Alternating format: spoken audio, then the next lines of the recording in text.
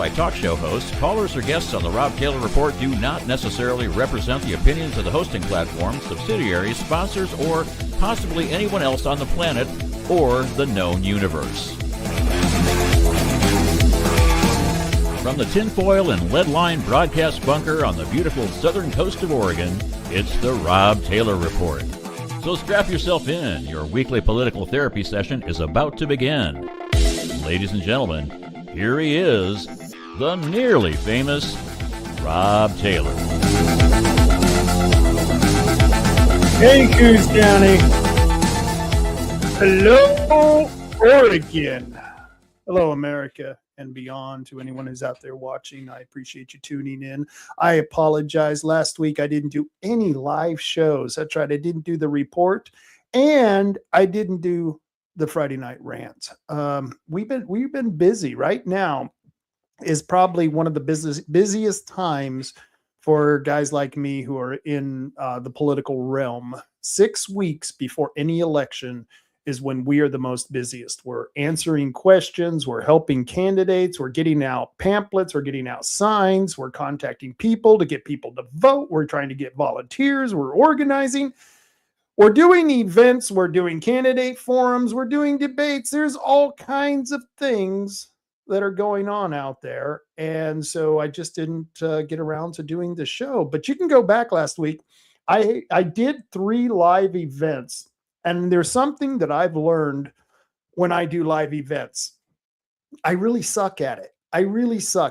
I mean, the first event, video and audio screwed up. That was the event that we had in Roseburg. And then we had another event in Roseburg. Once again, the audio was just lousy. I don't know. Maybe I'm just going to have to figure out, get new speakers. I don't know whether it's my microphone, my phone, or whether it's the streaming service. There's a lot that goes into this, folks. And I'm just impressed that these young kids out there, they can go out there and they do such a great job.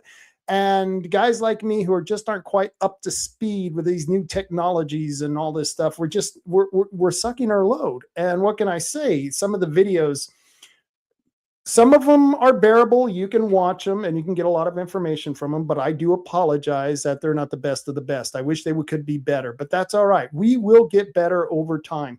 I do have to make a short announcement for 3H Tree Service.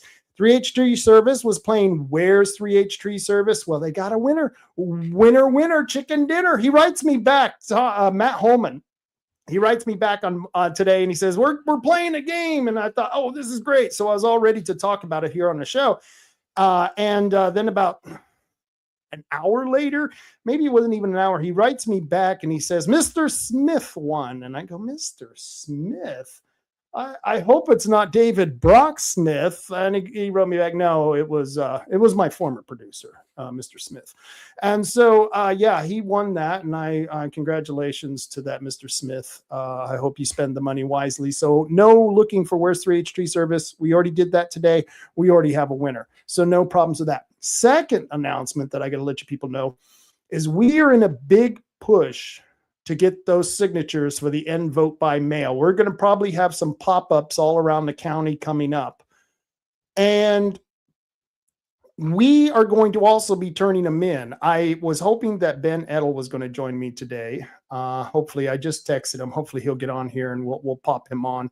But I wanted to talk to him about the end vote by mail petition. And if he comes on, we'll get into that further. But we are going to submit our first filing so that we have an idea of where we're at. We have enough right now to turn in, and we are going to continue gathering signatures. So when this news breaks and you hear, oh, they're turning in the petition, we're turning in the first time to turn in. It's the first round, and then we'll have another round right before the end of the time period, which I believe they give us a year on this. Don't quote me on that. I'm not sure. I think it's a year.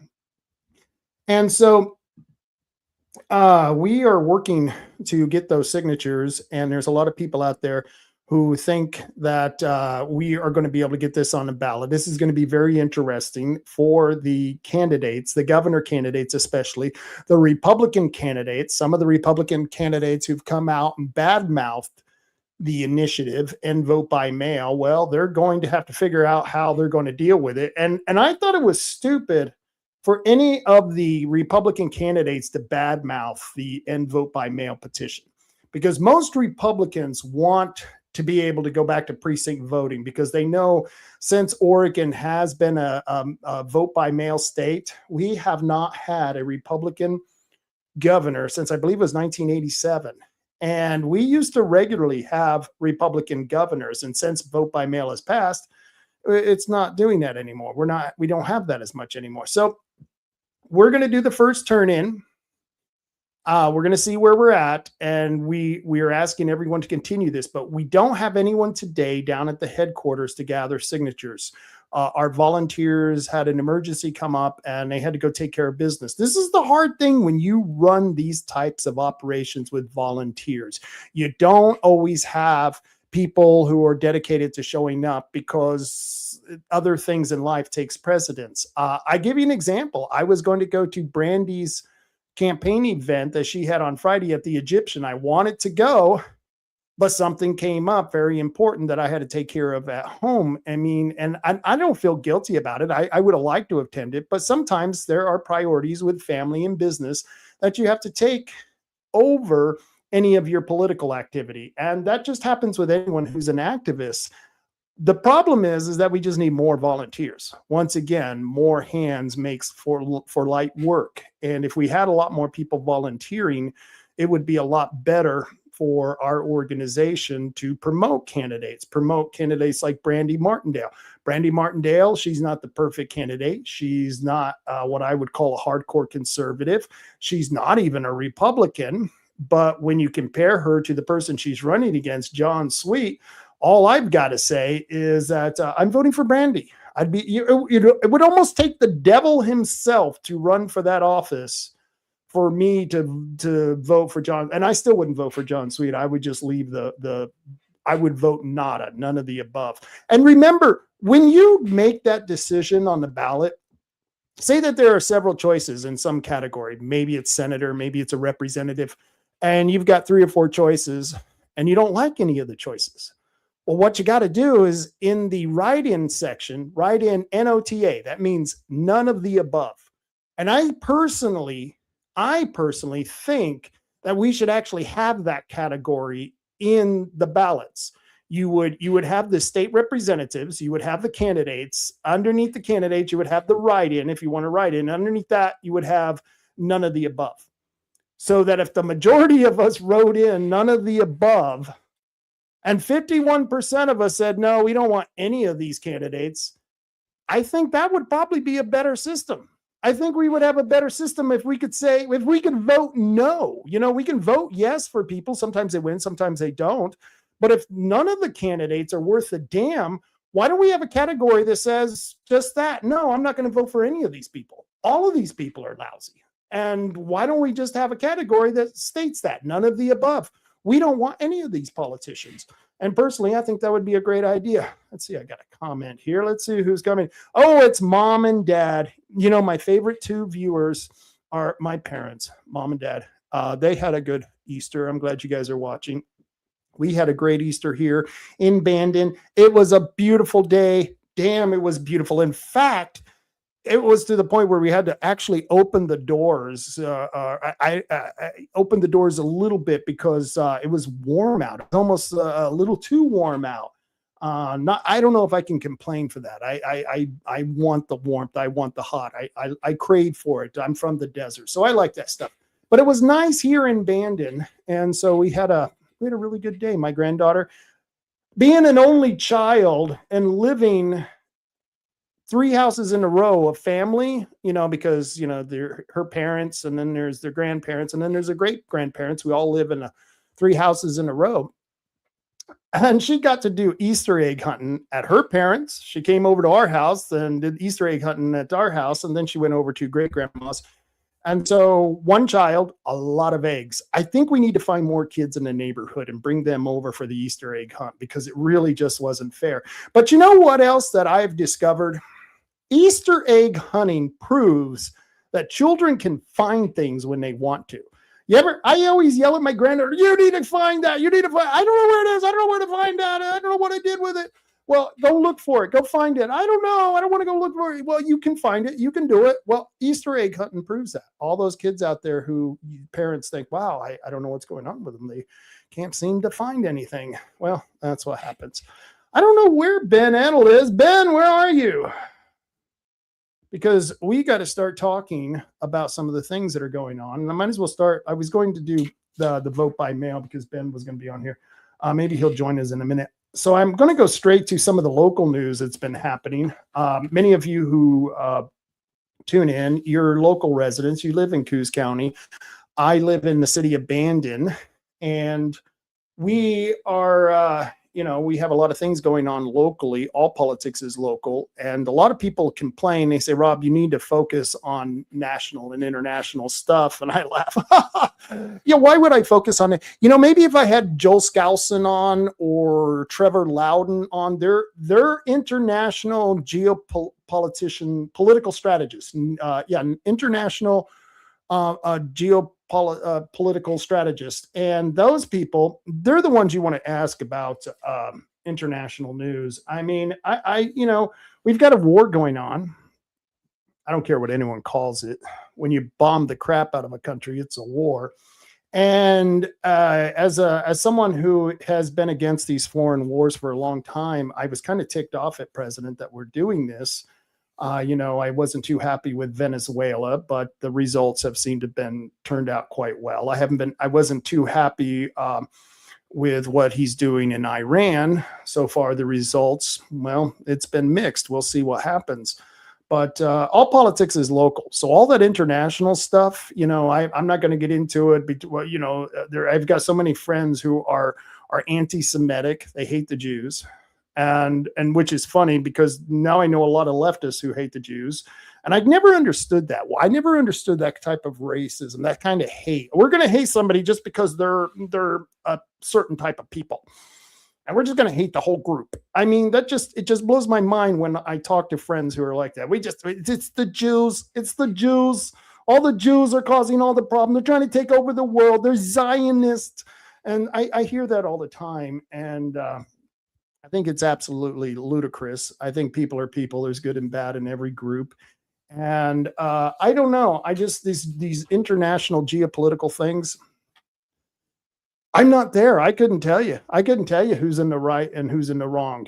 I can barely tell you sometimes who's in the right and who's in the wrong in Oregon because the stories are so convoluted coming out of Salem, coming out of the legislature. You never know the truth. You never really know the truth if what the Republicans are telling you or what the Democrats are telling you, because politicians lie. People lie, but politicians are the worst. Their job is to lie.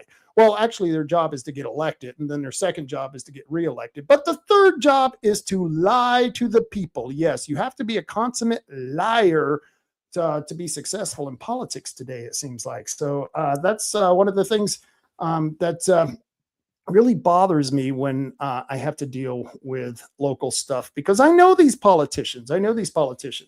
But we are having an election. We're having an election. I got this. This was last week, sent out by Lark Blotcher. I'm not sure if that's Blotcher or Blocker. Lark Blocker. Very nice lady who works in the Coos County Clerk office. And I can tell you right now, people they accuse us of making accusations against our county clerk's office, saying that they're cheating and not. And that's not true. I've never accused the county clerk, or especially Lark, because she's this lovely lady. I've never accused any of them cheating. I think the cheating's going on outside of the clerk's office. It's not happening in the clerk's office. And Lark Blocker has been a really, really a good employee for the county, and I have no complaints with her. But she sent out this news article. Oh, my Don and Carol, that's my parents. I'm sure that's my mother making a comment. She says, "I'm glad the the pilots are okay. I'm glad the pilots are okay too. That's the one thing that why I'm reserving my opinion for the Iran war. I don't like it. I'll be honest with you. I don't like it, but I'm reserving my opinions on whether it was right, wrong, or otherwise until down the road, because Donald Trump is different than any other president. When Donald Trump says he's going to do something, he goes in and he does it. He doesn't mince words. And if he tells you he's going to take out your power plants and your bridges, I assure you, if you're sitting in Iran and you hear the president telling you, our president telling you that he's going to take out your power plants and your bridges, he's going to do it. The man is going to do it. I mean, like him, dislike him, he's usually pretty good at keeping his word on those kinds of things. And that's why I'm waiting to see, because this war with Iran has nothing to do with Iran. It's really the bigger fight against the globalists and the communists, particularly in this case, the CCP, the Chinese Communist Party. That's why he went from Venezuela to the Mexican cartels to Cuba. And look how well he did in Cuba. Look, Cuba's starting to totally cooperate with us. And now he's in Iran. And all of those, if you look, all of those countries were assisting the communists, the CCP, and to another bigger extent, the globalists. And I'm not going to go into what the difference is between the two, but there is a different type of group. And the Chinese communists, they have their own agenda, and it's to destroy America. They already declared an economic war against America. I think this was in 2010. So, yeah, I don't know. But I want to go back to, what was I talking about? Lark at the Coos County clerk's office says, good afternoon. Welcome to the May 19, 2026 primary election. I'm reading this from this paper right here. And it says, Coos County Elections would like to take the moment to share some important dates and information regarding the upcoming election. The last day to register in order to qualify for this election is April 28th. So if you want to vote, and you want to vote in the primary, you better register by April 28th and get that done, because you're not going to be able to do that. And if you vote and you want to vote for the Republican or the Democrat, I don't know why you would do that, but if you wanted to vote for the Republican or the Democrat, you got to register for those parties to vote for them in the primary. Now, I think primaries, I think there's a lot of problems with primaries. And in fact, I think that was something that was covered at the event that I unfortunately missed that happened at the Egyptian Theater. This was Brandy Martindale. She had a lady there talking about the problems with the primaries and why primaries is just another way to select certain candidates instead of elect certain candidates. But doesn't matter. We're going through it. It's happening. Nothing I can do about it right now. But the last day to register, April 28th, folks. Here in Oregon, April 28th is the last day to register. Ballots will be mailed to voters on Wednesday, April 29th. If a voter does not receive their ballot by Thursday, May 7th, they should contact the Coos County Elections Office. So remember that. If you don't get a ballot by May 7th, you got to be getting yourself into action, get yourself into gear, call the Coos County Clerk's Office and say, hey, Lark, why didn't I get a ballot? What happened? And probably part of the reason is, well, they send the ballots out in the mail. How many times has the post office lost your mail? I mean, I have lived in houses where the postman, he would deliver other people's mail on a regular basis. And I would go out and I would tell the guy, why do you keep delivering other people's mail? Oh, I'm sorry, I got confused. I mean, damn, it's not really a hard job. You're just taking an envelope with an address on it and matching it to the same mailbox. I don't understand how they screw this up. But so if you haven't received your ballot, it's probably because it's been lost by the post office. So that's just one reason. But I would find out why they lost my ballot if they actually lost my ballot. A public demonstration of ballot programming and tabulation will be held Friday, May 1st at 9 a.m. Now, I'm going to try to make that, once again, that's why we're so busy during the 6 weeks before an election. But this public demonstration of ballot programming and tabulation this is going to be pretty interesting. And I definitely want to go down and check it out and see what she's doing. I'll have to call Marty, maybe Marty. Hopefully he'll be back by then. He's supposed to be back in the next couple of weeks. And me and him, we'll go down there and we'll check this out and see what story she's giving out and how good and secure our elections are here in Coos County. Yeah, right. This is coming from the same lady who sent out 900 ballots and the post office lost it, and she couldn't figure out a way to figure out who those people were and how to get them their ballots. So some people may have got to vote, some people may not, because, well, the post office lost their ballots. So there you go.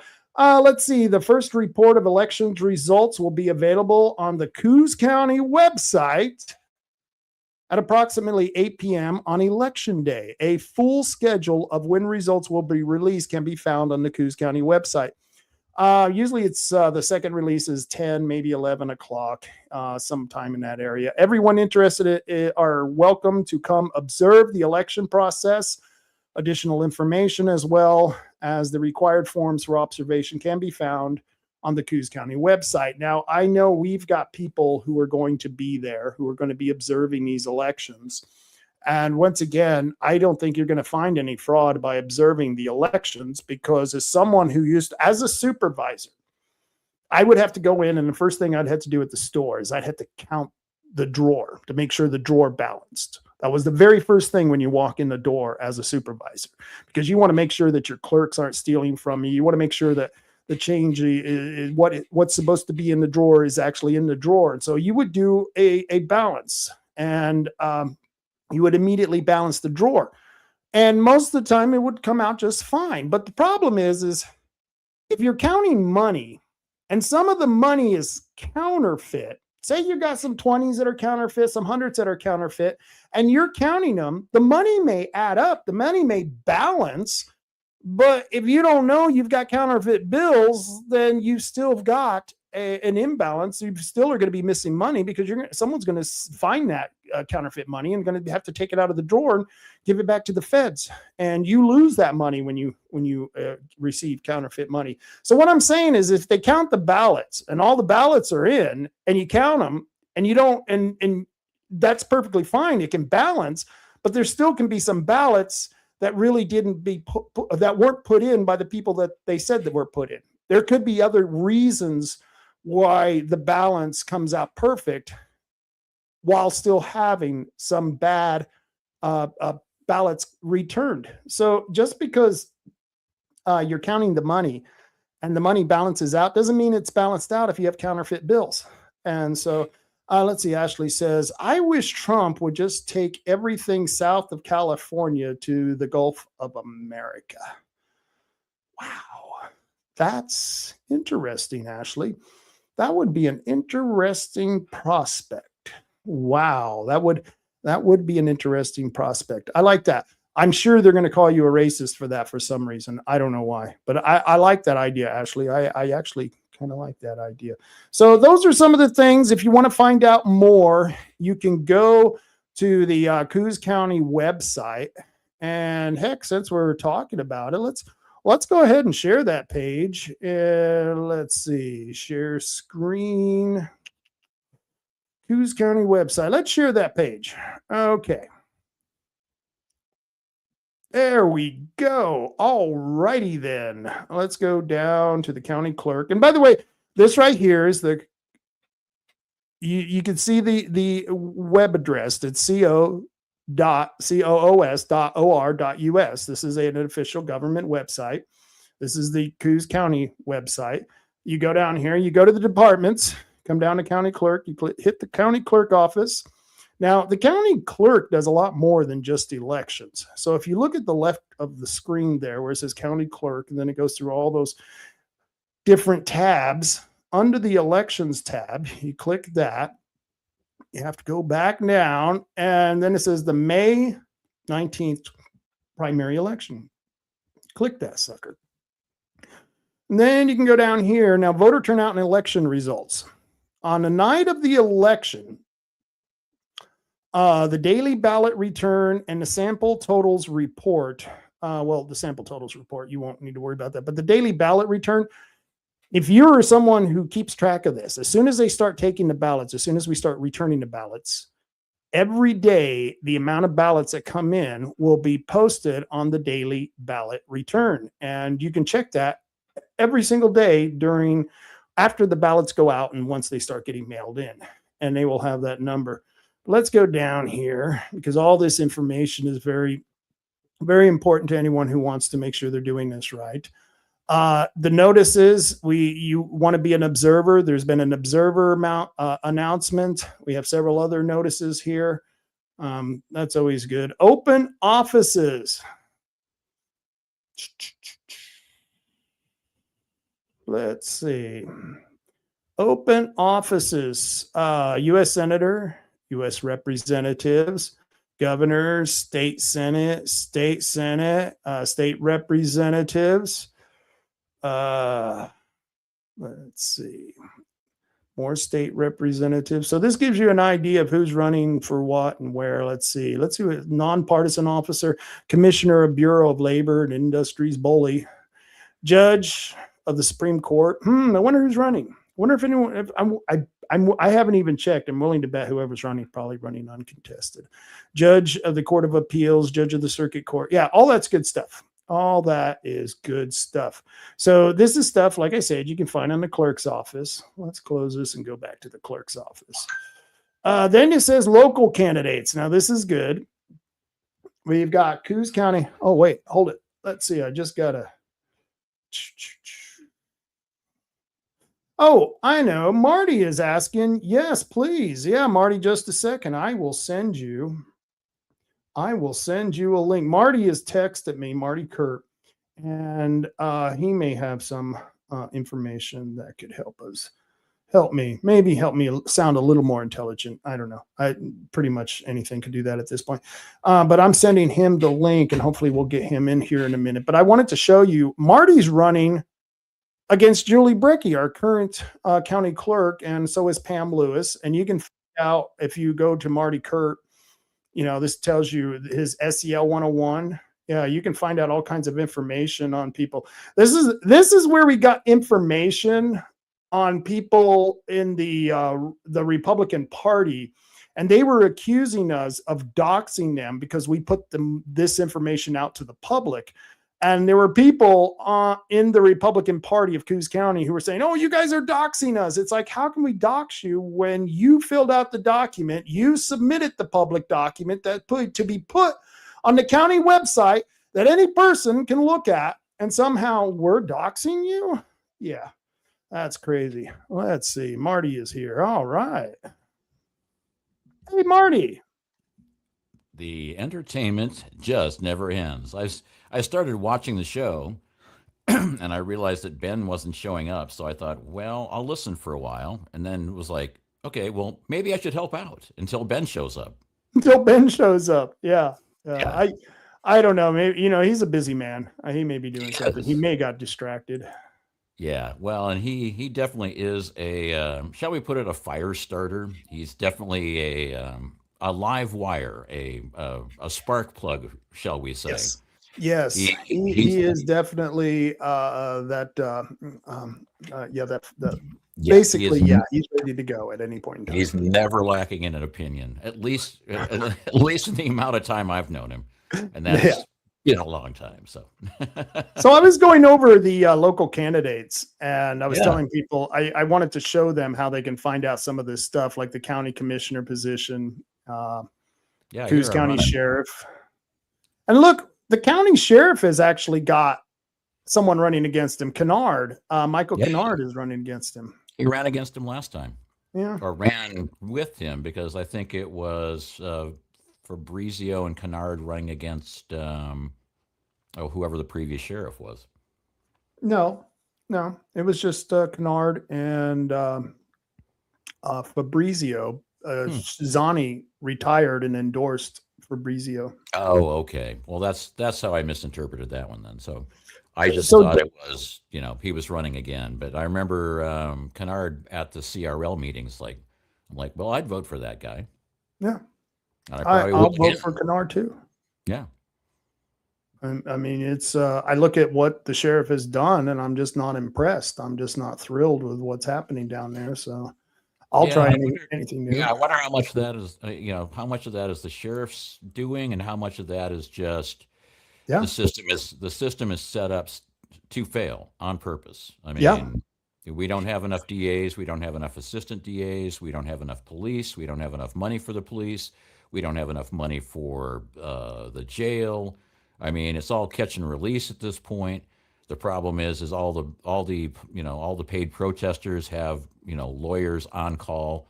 I mean, it's like they have a well-paid infrastructure that makes sure they never do any jail time and they never get any charges against them. So, you know, it's like things could be better in the county, but I'm also looking at it from the standpoint of, well, yeah, they could be better if we had better resources, or we had some money. Had some money, and Had we some could get money. money if they'd allow us to, like, log and fish Yeah. and crab and like grow cows, that kind of thing. I'd like to grow a cow in my backyard. What kind of seeds do you get for cows? I know. I was just over at Currydale the other day, going, Yeah. now, where are those cow seeds? I see they have like little chips and stuff all over the place, but where's my starter cow pack? Yeah, yeah. If you could just grow the cut of beef alone, like New York strip steak seeds, T-bone seeds, maybe boy, that would be great. I don't know. Yeah, no, that'd be great if you could just buy. I would just like to grow a pack of 24 1-pound burgers. Thank you. That will work. That will work. But so just to continue, everyone who sees this page that I'm filing through, at the end here, it will give you sample totals, your daily ballot return. Once again, all of that you can find at the clerk's office. So Good stuff. Good stuff. Yeah, and as you were mentioning earlier, it's like, the elections office, Lark does a great job. I can't remember if it's Sarah or Taryn. It was Taryn for a while, then it was Sarah, but I can't remember which is which. But they do an excellent job. Every time I ask a question, they're like, boom, they get me the answer. They show me the references. They'll point me to like where they got their information, and and they're right on top of it. And at no point ever, I've had a bone of contention with the clerk's office for a while, as you probably know, because of tried to get ballot images. It turned into a lawsuit. It went on forever. And I have issues there because I want election data transparency and I want clean voter rolls. But do I think they're pulling the shenanigans? No. I think this is part and parcel to the fact that I think our voter rolls are just horribly dirty. And, and the United States Postal Service lost 900 and some odd ballots. And I did a FOIA to the United States Postal Service, and their basic answer, after, jerking me around for a couple of months, they basically answered, well, we figured out what the problem was, but we're not going to tell you what the problem was, because there is a rule in our FOIA response book that basically says if it's embarrassing to the United States Postal Service or one of its upper employees, then we don't have to divulge it. I'm like, really? You have a rule that says if we do something stupid, we don't have to tell you about it. I'm like going, I wish I had one of those for my life, because that would have been great with the marriage vows. Okay, honey, I've done some stuff, but I can't tell you. We fixed it, and I can't tell you how I fixed it because it's going to make me look like a jackass. So you're just going to have to accept it. My wife would never have married me on that. Yeah. Oh, yeah. I mean, I'm so glad I grew up long before the internet, because there is no record of a large majority of my stupidity. Well, mostly. Yeah, this is funny. Okay, Ben is here. And now Ben's here, so I'll probably duck out. I'll probably duck out when Ben gets on the show, because there's don't even. Oh no, but there are certain subjects that Ben and I can't talk about because of certain legal issues. So, well, we won't talk about those subjects. Okay, then I can talk about what you guys do with know sheeps. I don't care. That wasn't given to me in writing. I dig those glasses, man. Those are cool. Talk about looking through life with rose-colored glasses. Rose-colored glasses. How very upbeat of him. You froze, man. You froze. My backyard right now, because I live in the. Oh, yes, you hear. Tell me if I'm getting better. Oh yeah. Am I still frozen? No, you're okay. You're good. You're doing All good. right. No, you're good. So I was My telling bad. everybody we're gonna do we just did a whole bunch of counting of the petitions, and we're going. So when does that happen? What's going on with that? How far are we at now? I'm not honestly sure how many we have. So I'm going to places near my Wi-Fi, but still outside. I don't know. I don't know exactly where we're at, but I think we're around 80,000, something like that. So Yeah, we I got a saw. ways to go. Yeah, I Yeah. saw some of the I saw some of the posts on X, I think it was, where it's like, okay, we've processed like 70 plus thousand sheets, so Oh, cool. or was it 7,000? No, 7,000 I think we sheets. got through the first 7,000, but it's a lot of work. It takes, as you can see, the production line. I mean, it's a lot of work to get them Yeah. processed, get the pages numbered, all that stuff, and then we're going to run them through VRM and check for check every signature against the voter roll, so we have a chain of custody on in terms of in terms of all the paperwork. We can back anything up in case Secretary of State says anything. But the first thing we got to do is we got to get enough signatures, and that we got 60 days. We got to hustle. So there's I'm a little custody. ticked off that our governor candidates are not stepping up behind this. I'm just really ticked off because if we get this on a ballot, they're going to have to answer some questions. And I'm just ticked off that they're not coming out saying, yeah, we should be doing this, because even if they don't even have to say they support it or not, they could just say, we're trying to get it on the ballot and the people should have a choice. I thought Democrats were for democracy. So, go that route, do something, but help us out, man. Yeah, I mean, they're not. You gotta understand. I had my hunches, okay. Yeah. But I just spent 4 full days with David Clements, going on tour up and down I-5, and it wasn't just like what he talked about, but we became kind of instant friends. Like, I don't know, he's a good dude. We just clicked, and he's the real deal. And he just knows so much stuff, and he's got so many contacts in different various communities, government communities, military, special forces, presidential communities, and also in intelligence. So he has a lot of knowledge about things that he really solidified what's going on for me. And I kind of knew it, but it's very true. I mean, when people say words like uniparty and rhino, it's kind of like, it doesn't do the truth justice. Right. Yeah. And I think that's where I'm at right now, is that using the word rhino, like, and uniparty, it's not the truth. The truth is we have a communist establishment. I was on an interview today with the New York Times.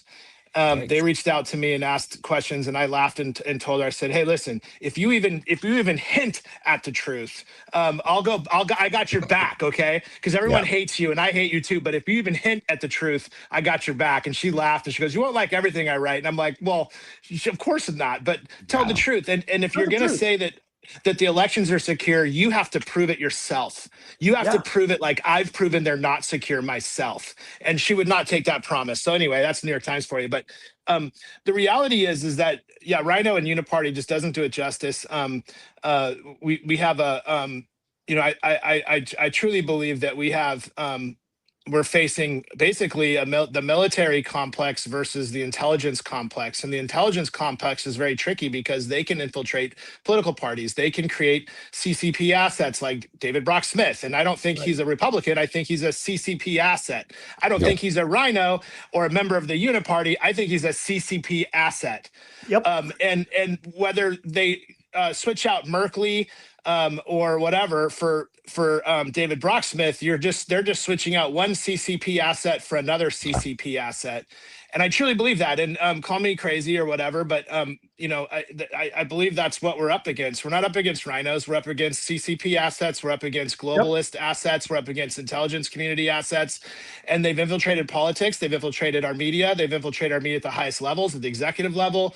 And that's why certain things don't make sense. Why does the local news lie about our elections? Why do they say our elections are secure? There's been no proof of fraud when you don't need proof of fraud to know that our elections aren't secure. All you need to know is that look at the systems and the processes. It's not secure.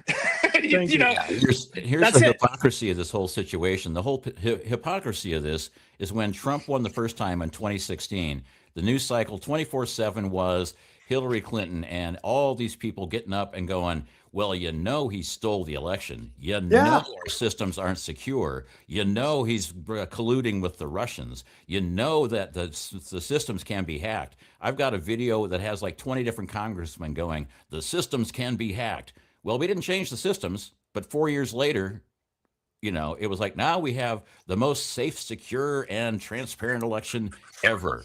But nothing on the back end changed. So when we're getting the votes, it's safe. When we're not getting the votes, I'm sorry, there's something wrong with it. Yeah, it just creates confusion, and people don't know who to trust, so they don't trust anyone, and that's the idea. That's the end result that the intelligence communities are looking for. And so what I think we're going to see, and in fact, I know we're going to see, because look at Trump's EO from last week. He said, this is how the elections are going to be conducted, and you're going to give us all your fucking data. And if you don't, and if we catch up any ballots that were passed that were illegally, that were counted, people are going to get prosecuted. And they're not going to get prosecuted by civil courts. They're going to get prosecuted by military tribunals, because we've added 460. The Trump administration has added 460 JAG officers for what?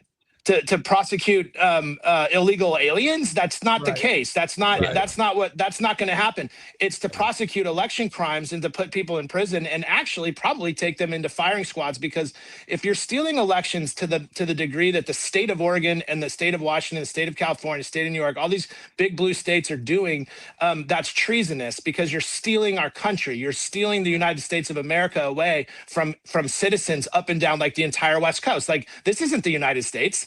Portland is not the fucking United States. I have a business. My family has a business in the Pearl District, which is the most prestigious urban district in the city of Portland, and we're sitting there with maybe one of like a small handful of businesses that actually exist. When I literally counted 46 vacant spaces on all the ground floor anchors for all these buildings in a 4-block radius. Democrats didn't vote for this. This isn't actually democracy. This isn't actually the Democrats, the liberal Democrats that I know, especially down in that area. I'm surrounded by Democrats. They don't know who voted for the socialist communists who are destroying our city and destroying our economy. They're actually leaving. Look at Columbia Sportswear. Columbia Sportswear is a company that was created for tree-hugging liberals, okay? Right here. Tree-hugging liberals. Right here in Portland, right here in Oregon, and they're leaving. They didn't vote for this. I'm telling you, the Democrats didn't vote for this. I'll tell you what, we just purchased. What? Well, I was going to say, for all you folks at home, when Ben was talking about, a bunch of jagoffs have been hired. Let's put it this way: judge advocate generals, which are the top judges for the military.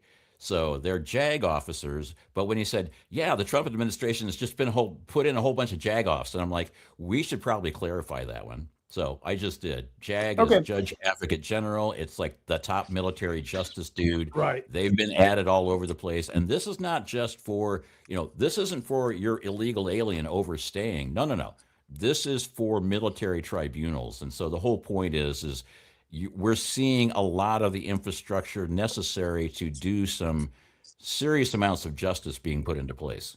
And that's a positive thing. I don't know if you saw this. It is a positive thing. That's what needs to happen. Yeah, it does. It does need to happen. Tobias Reed is coming to town, my town, Bandon. And he's going to tell us how the elections are secure. Yes. Oh, man. I wanted to be there so bad. Oh, when is he going to be there? We should have somebody ask him a couple basic questions like, can you prove it? Yeah. And I will be there to ask those questions. That's a good one. That's good. What other questions you could also ask him? Oh, you could also ask him, hey, why won't you give the federal government our voter rolls if our voter rolls are clean and legit? As you say. Good point. Yeah. I mean, like, what do you have to hide? Yeah, if the voter rolls are so clean, how come you had to remove 800,000 voters from the voter rolls? And if the voter rolls are so clean, why is it that the Department of Motor Vehicles said that, we have the multi thousands of people that are registered to vote that aren't even citizens. Right. How do you adjust for that? I mean, have you taken care of that problem? Can you prove that? No, he's too busy. Yeah. He's too busy going, Suing. I'm not giving you our photo rolls. Yeah. And then the AG Well, is suing. He's proud of the fact that he sued the Trump administration 60 times. I'm going, we do have a lot of crime in Oregon. Maybe you want to look into that. yeah, especially when you're using our tax dollars for the lawsuits instead of prosecuting criminals and paying criminal defense attorneys so that we can have Fifth Amendment compliance. Why are you suing the Trump administration to prevent us to prevent them from looking at our voter rolls? Like, this is totally insane. None of this stuff has anything to do with good governance. It has nothing to do with being a steward for the people. It has everything to do with protecting crime themselves. He's protecting himself as a criminal, and he's not actually going after criminals. What a crock of fucking shit that is, huh? Well, that's a bunch of shit. Yes. Yeah, and all my experience dealing with criminals, I've never actually run up against a criminal that says, you know what, you're absolutely correct. I am a criminal. I am going to turn myself in. Every single one of them will fight to the very last tooth and nail to make sure they don't get prosecuted, to make sure they don't do time. And a lot of these people have done serious crimes that are almost at the the treason level, where it's like they're not just going to do time. That's going to be it. They're done. And the nice thing about treason and that type of thing is that there is no statute of limitations. I mean, when you have sedition and you have treason and you're actually attempting to overthrow the government, that's not just a crime where it's like, oh, you got a 7-year statute of limitations. No, this one's good until they track you down. Right. So that's right. No, that's exactly right. And they know that. And I think this is where things are going to get hot because but the reality is that the intelligence community doesn't have the military complex. And one of the things that Clements was talking about was that Trump was the 45th, 46th, and 47th commander in chief, meaning that he had control, or he was the official commander in chief during the Biden administration, and they locked down NORAD, and he kept the nuclear codes, and that's why they went into Mar-a-Lago, and they were looking for the nuclear codes, and Nancy Pelosi requested the nuclear codes, and that's verifiable information, and that's insane because a member of Congress cannot have the nuclear codes. And that's when the military brass, the top brass, said, hey, you know what? You're right. This is crazy. And we're gonna stick with you. And that's how they came in when he took office in his 47th term. That's how he came in, and everything he's done has been so brilliant and so fast and so earth-shaking to the left-wing machine. And so I think that's what we're up against, which means that there could be some crazy stuff that happens going into November and after November. But I think that our military is going to be able to secure the West Coast. I don't think that the Democrats have an army. They've got a bunch of dudes in dresses with pink hair, but they don't have an army. So I think we're okay. I think the Marines are going to help us out here, and I don't think the National Guard is going to activate against the Marines. I just don't see it happening. Don't see that happening. So worst case scenario, I think we're going to be all right. Yeah. Ashley Hicks had a great comment. IP-37 on the ballot. Yeah. Yeah. So Ashley Hicks is asking, and this is a good question. The mortuary, if a person dies, they're required to send a death certificate to the Social Security office. Why aren't they required to send it to the Secretary of State's office? It seems like that would kind of eliminate a lot of this process. Yeah, it would. I don't know. Yeah, well, they do. I mean, the clerk's office, actually, the county clerk's office, especially in Coos County, at least I can prove this one, is they do have every death certificate that's been filed in Coos County. So I can't look at them because there's like HIPAA rights and other things like that, but I can tell you, who passed away at what time. And but why can't they use that information to update the voter rolls? Or maybe they do. I don't know. I don't have the answer to that question. I mean, I have a program that takes voter roll information and runs it through the United States Postal Service. I wrote the program. It costs nothing. The Postal Service will allow you to access their API for free. And I'm like going, the last time I ran our voter rolls, 1,600 names came up as invalid addresses. I'm like going, well, that'd be pretty easy to clean up. Why aren't you using that free service? That type of thing. So it's just, there are ways to make these things cleaner. And I don't know if they're taking advantage of it or if it's just like they're going, we take our marching orders from the state and there's nothing we can do about it. Because I'm certain it's not happening at the county level, but I'm certain they're taking marching orders from the state, and the state has definitely got some marching orders that go against what you and I and all three of us would consider reasonable safety measures to keep things clean. Yeah, 100%. Well, when we did Thielman v. Fagan, we sued all 36 counties in the state of Oregon, and we in discovery we found out how many voters had been removed from the rolls, and Multnomah County I think had taken off like 6 in the last 4 years, and then I think Washington County took 8, and I think 12 came off of Clackamas County, and most of the counties across the state, they were all in single digits in 4 years. I mean, Multnomah County, I mean, more people die by lunchtime every day. And so I don't, it's hard for me to understand how they weren't removed from the rolls, but they never were. And so we know this to be a fact. Now, that was never, ever reported in the news or anything like that, because that doesn't help. No. That's not part of the narrative, as we talked about earlier. So, but the fact is that the counties are not removing people from the rolls when they die. That's it. Right. Absolutely. And that causes, well, and we talk about the churn that they have all the time, and how they pump it up before the election and then they remove them after the election. And it's incredible, this churn that some of these counties have. Ours is incredible ourselves. Marty can speak to this more than I can. Yeah. But I mean, that the whole idea is that, this is, we basically pointed out that the churn is the same percentage in every single county, which means this is not being done at the county level. I mean, the churn being, let's say, 12% a year is like, well, that's possible in, say, Eugene or Corvallis or maybe Salem or Portland, perhaps. But Coos County, I mean, we're all a bunch of curmudgeons that are going to be here until we die, mostly. Yep. And, so we don't have a lot of people moving in and a lot of people moving out. But our churn rate is exactly the same as Wallowa County. It's the exact same as Multnomah County. It's the exact same as, any other county is 12% plus or minus about a half. Which is statistically impossible. That's not even possible. Yeah. I mean, and that's kind of the problem, is that it's not being run by us. The problem is I'm absolutely positively confident that the gals running the elections office are doing a really good job of keeping the voter rolls clean at the county level. If somebody dies, they got it. Somebody comes in to register to vote there, they got it. And all the stuff that happens at the county level, they got it. They know how to do it. They're excellent at what they do. But we don't just do, it's not affected by the county only.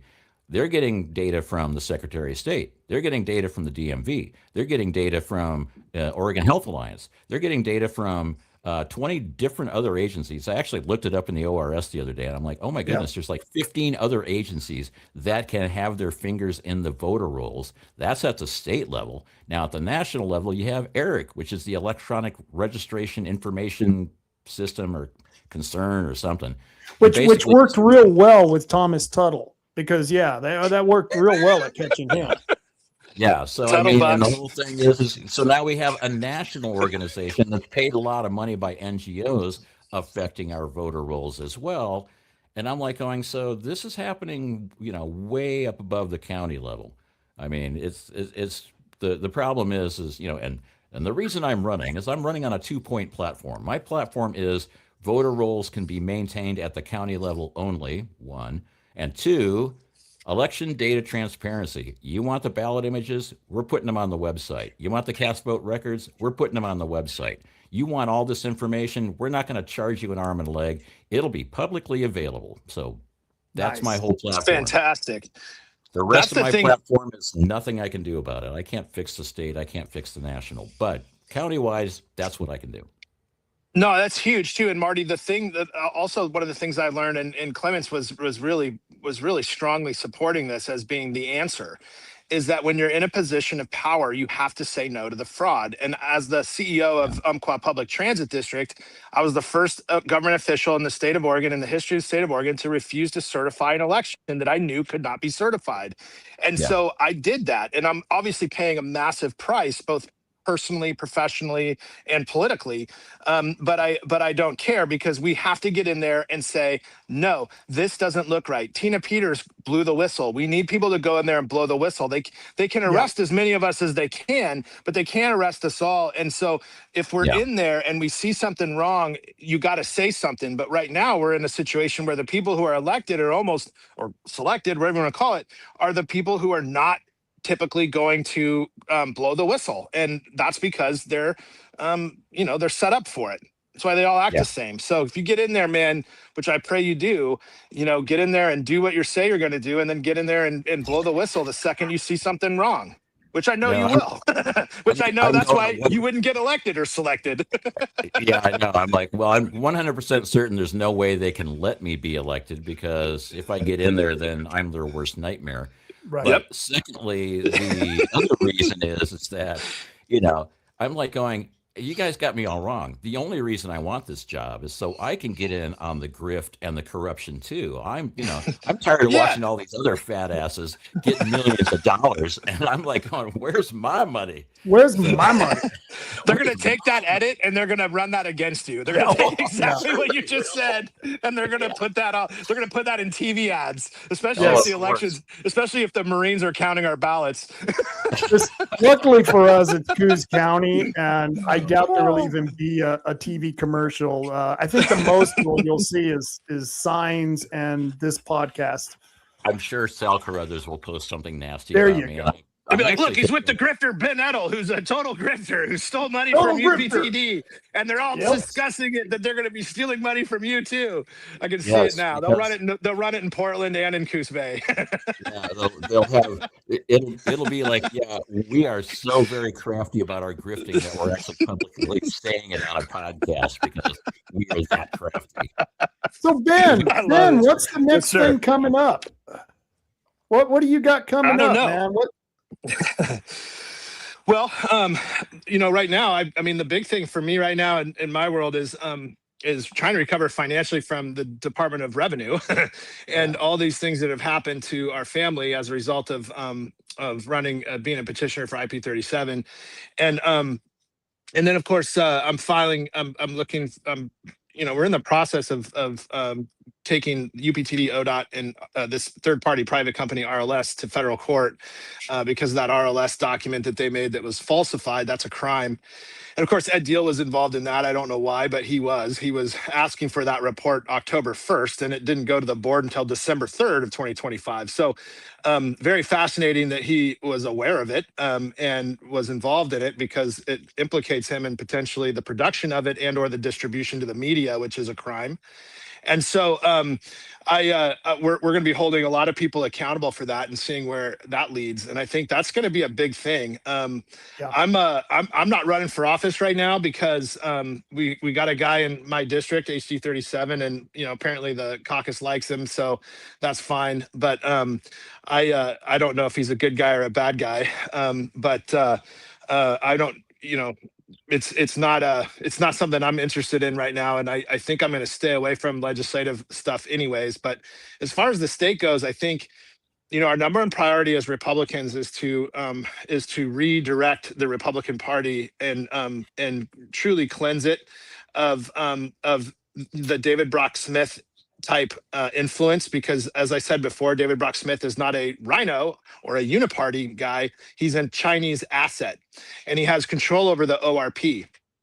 And we have very weak leaders at the top of the ORP, except for Dave Brown. Dave Brown is not a weak leader, but Dave Brown is a strong leader, and but he's demoralized by the weakness. Yep. And that's exactly what weakness does, is it demoralizes the strong when they're surrounded by weakness. And so what we need to do is we need to clean it up. We need to get these dirty legislators out of the ORP. And then maybe in 2028, this party in Oregon can have the character to actually win. because what are we winning if the current party wins anything? What are we winning if a Republican governor becomes governor? We're not winning anything. What do we win if David Brocksmith becomes a senator? We win nothing.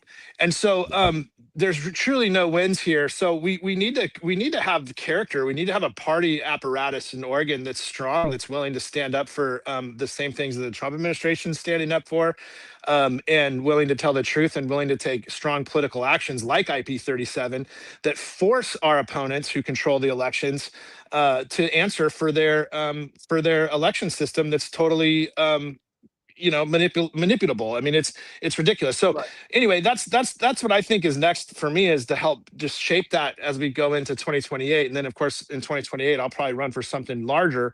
It won't be legislative and it won't be local. So to that point, I've got up on the screen about a Virginia conservatives. They win appeal again, nullifying the fraudulent election of a GOP chairman who was favored by the leftists. Once again, you have a leftist, left-leaning Republican in charge of a party who specifically used the party rules to obstruct other people from getting involved, actually eliminated a lot of PCPs, eliminated their vote, exactly what happened here in Coos County. And luckily they won in court. And we won in court here too as well. And in Douglas, right? Yep. No, it's fantastic. No, and right now, the ORP platform was fraudulently essentially elected because there was no way that there was a quorum. Everybody that I've talked to that walked out knew that they had the numbers to not have a quorum, but they passed it anyways. Of course, Connie Welchel sent a letter saying, "Hey, we've investigated ourselves and found that we did have quorum and everything was done correctly. Thank you. Bye." Yeah. But Connie Welchel not a leader. She's very, very weak. She has no business being the leader of the Oregon GOP. She's completely unequipped to do that. And she's been steamrolled, and she was easily steamrollable. So that's why. And that's exactly what's happened. So we have to clean house. We got to clean house at the PCP level. Right. Just like you guys are doing in Coos County. And if it takes lawsuits, it takes lawsuits. I think something like that's coming in Marion County or Polk County as well, because Polk County endorsed Edtl, and the PCPs were not notified that was going to be an endorsement meeting. So they're upset. And as far as I know, I know a group that's planning to sue. So. That's what you gotta do, people. I don't blame them. I don't blame them because that's something that's one of the reasons we got in and started to push change in the party, is because, well, they would of course endorse David Brock Smith, but they endorsed people, Republicans who were pushing public housing. You know what I mean? They were, it was like we have to keep a real good eye on them, because not all Republicans are equal. And I don't think the Republican Party has any duty to endorse every Republican just because they have an R after their name. In fact, I think we have a responsibility to only endorse the ones that have and share our values. Well, and that's the fight that takes place at this level, at the PCP level. It's so critical, and people just don't recognize how critical it really is.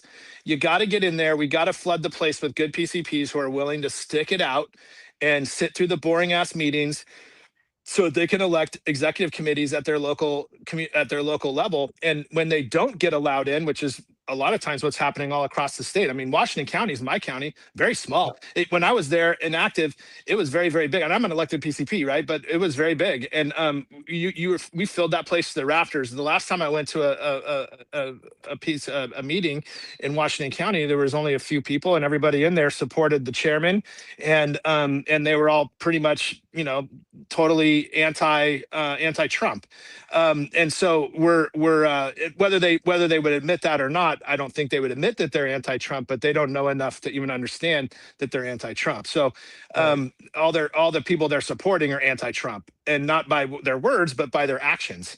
And so with politicians, you can't listen to their words. You got to watch their actions always, no matter what. And so that has to be the litmus test on where somebody's at, is what are they actually doing? What are they actually doing? And that's it. That's the only question we need to ask people. But we got to get the PCPs in there.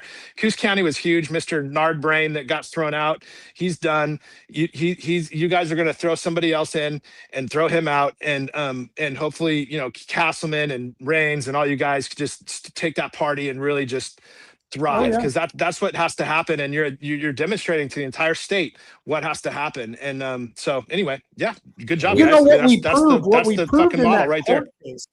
What we proved in that court case, and this is what we always heard from the leadership of the ORP, and this is what we heard at the lower level at the county, is that we do not have to follow ORSs. We can just ignore ORSs. And we've been telling him, no, you have to follow Oregon law. Well, we just proved that in court. He was in violation of an ORS for the fairest and widest representation of the county. Yeah. You have to do it. You can't stop people from becoming PCPs. You can't hold secret meetings to recall people from their elected positions. That is against the law, and that's why it's against the law, because it's freaking wrong. It's terrible. The guy was a total dipshit. What a fucktard he is, man. Brainard is his name, but Nardbrain is what I call him. What a sucker. I mean, he's a young kid, and he's really a victim of David Brocksmith. But you know, don't be a victim of David Brocksmith. Don't be a dumb shit. Come on. Yeah. Grow some balls, Well, Brainard. You know, you're Nard a young brain. man. You're socially awkward. You really have no political career because nobody's going to vote for you just looking at him. So what does he do? He tries to cling on to anything that he thinks is an authority figure, because that authority figure is showing him some attention. But what he doesn't realize is that authority figure, in this case, David Brocksmith, is really grooming him, much like a pedophile grooms little kids to do what they want them to do. Yeah. I'm glad you used that analogy, because that's exactly right. As gross as that sounds, that's exactly right. Yeah. That's exactly how they do it. That's why they're all pedos. See that comment by Ashley Hicks? Yeah, I can't. I called every PCP in my precinct recently to remind them that their term was expiring and asked if they were going to file to stay a PCP. Many of them had a disconnected phone number, and one was to a business that had never heard of that person I was asking for. 5 are all in one family. Boyce. What's up? Wow. Boyce family, man. It's like a kingdom down there. Yeah. I saw the when we were driving through Roseburg going to that thing with Professor Clemens. There were signs up, and a whole lot of Steve Hammerson signs. And by the way, vote for Steve. They need Steve. We need Steve. We need Steve. We need Steve. But the Boyce signs were, vote for Boyce and use your voice. And I'm going, yeah, my voice says, F you. So I was vote for Boyce. You have no choice. Yes. Hey, listen to this. Listen to this. I've got a guy who's running for commissioner here. He's not one of our guys. He was a non-affiliated. I won't vote for him. I'm voting for Rick Coleman. Well, the other guy who's running, Rick Osborne, is related to Virgil Osborne. Stop.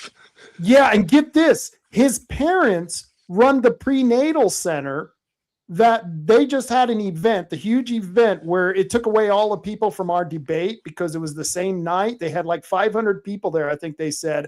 David Brocksmith was there schmoozing, and Court Boyce's wife was presenting the speech. So you have those two with the owner of this prenatal center who are also related to Osborne. You got a commissioner who's related to Osborne, who's running for office, who isn't even a Republican. At least he's an honest one.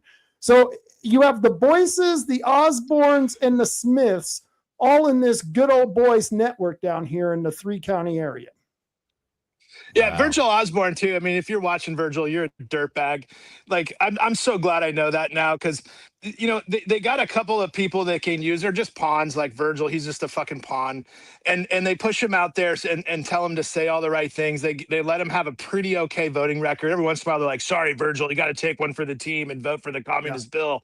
And so they get a little leverage on him. But Virgil Osborne's like Edtl, where he goes out and says all the right things and lays down the great floor speech, and then stabs everybody he represents in the back on a regular basis because He's not any different than all the rest of them. Virgil Osborne is full of shit. Virgil Osborne had totally set up the entire stealing of the election at UPTD and lied to the public multiple times about the status of UPTD. We caught him in the lie, and then it forced him actually to have to post on his own platform on X that he did not tell the truth about the status of UPTD being not in compliance. We were full compliance, and there was a letter from ODOT. He posted it on his own thing. Of course, 10% of the people who saw his lie saw his correction.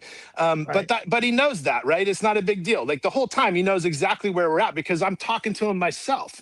We're meeting up and having breakfast and shit. And he's acting like he's somehow different. He's not different. He's just a liar, just like the rest of them. And he's only looking out for himself. He doesn't care at all about his constituents. If he did, he would tell them the truth. He would do something as basic as tell them the truth if he cared, but he doesn't care.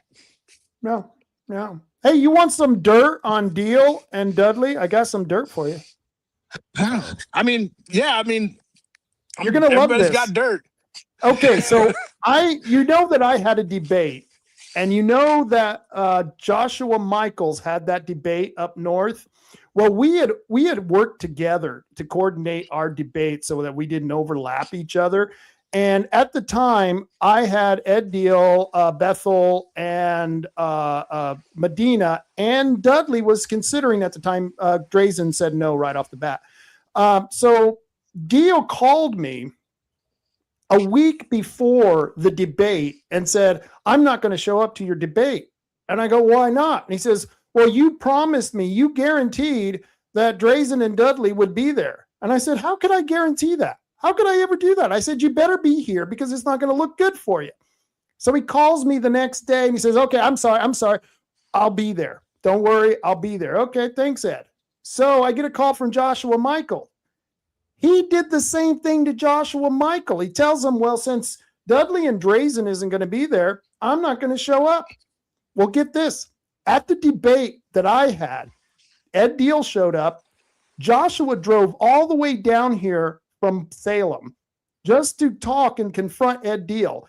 And Ed Deal, after he had turned down after he had made the commitment to and confirmed that he was going to be there, and then he denied, he told him again, yeah, I'll go ahead and be there. He said at our debate in a meeting with me and Joshua, I'll be there. 2 days later, he's out again. He canceled.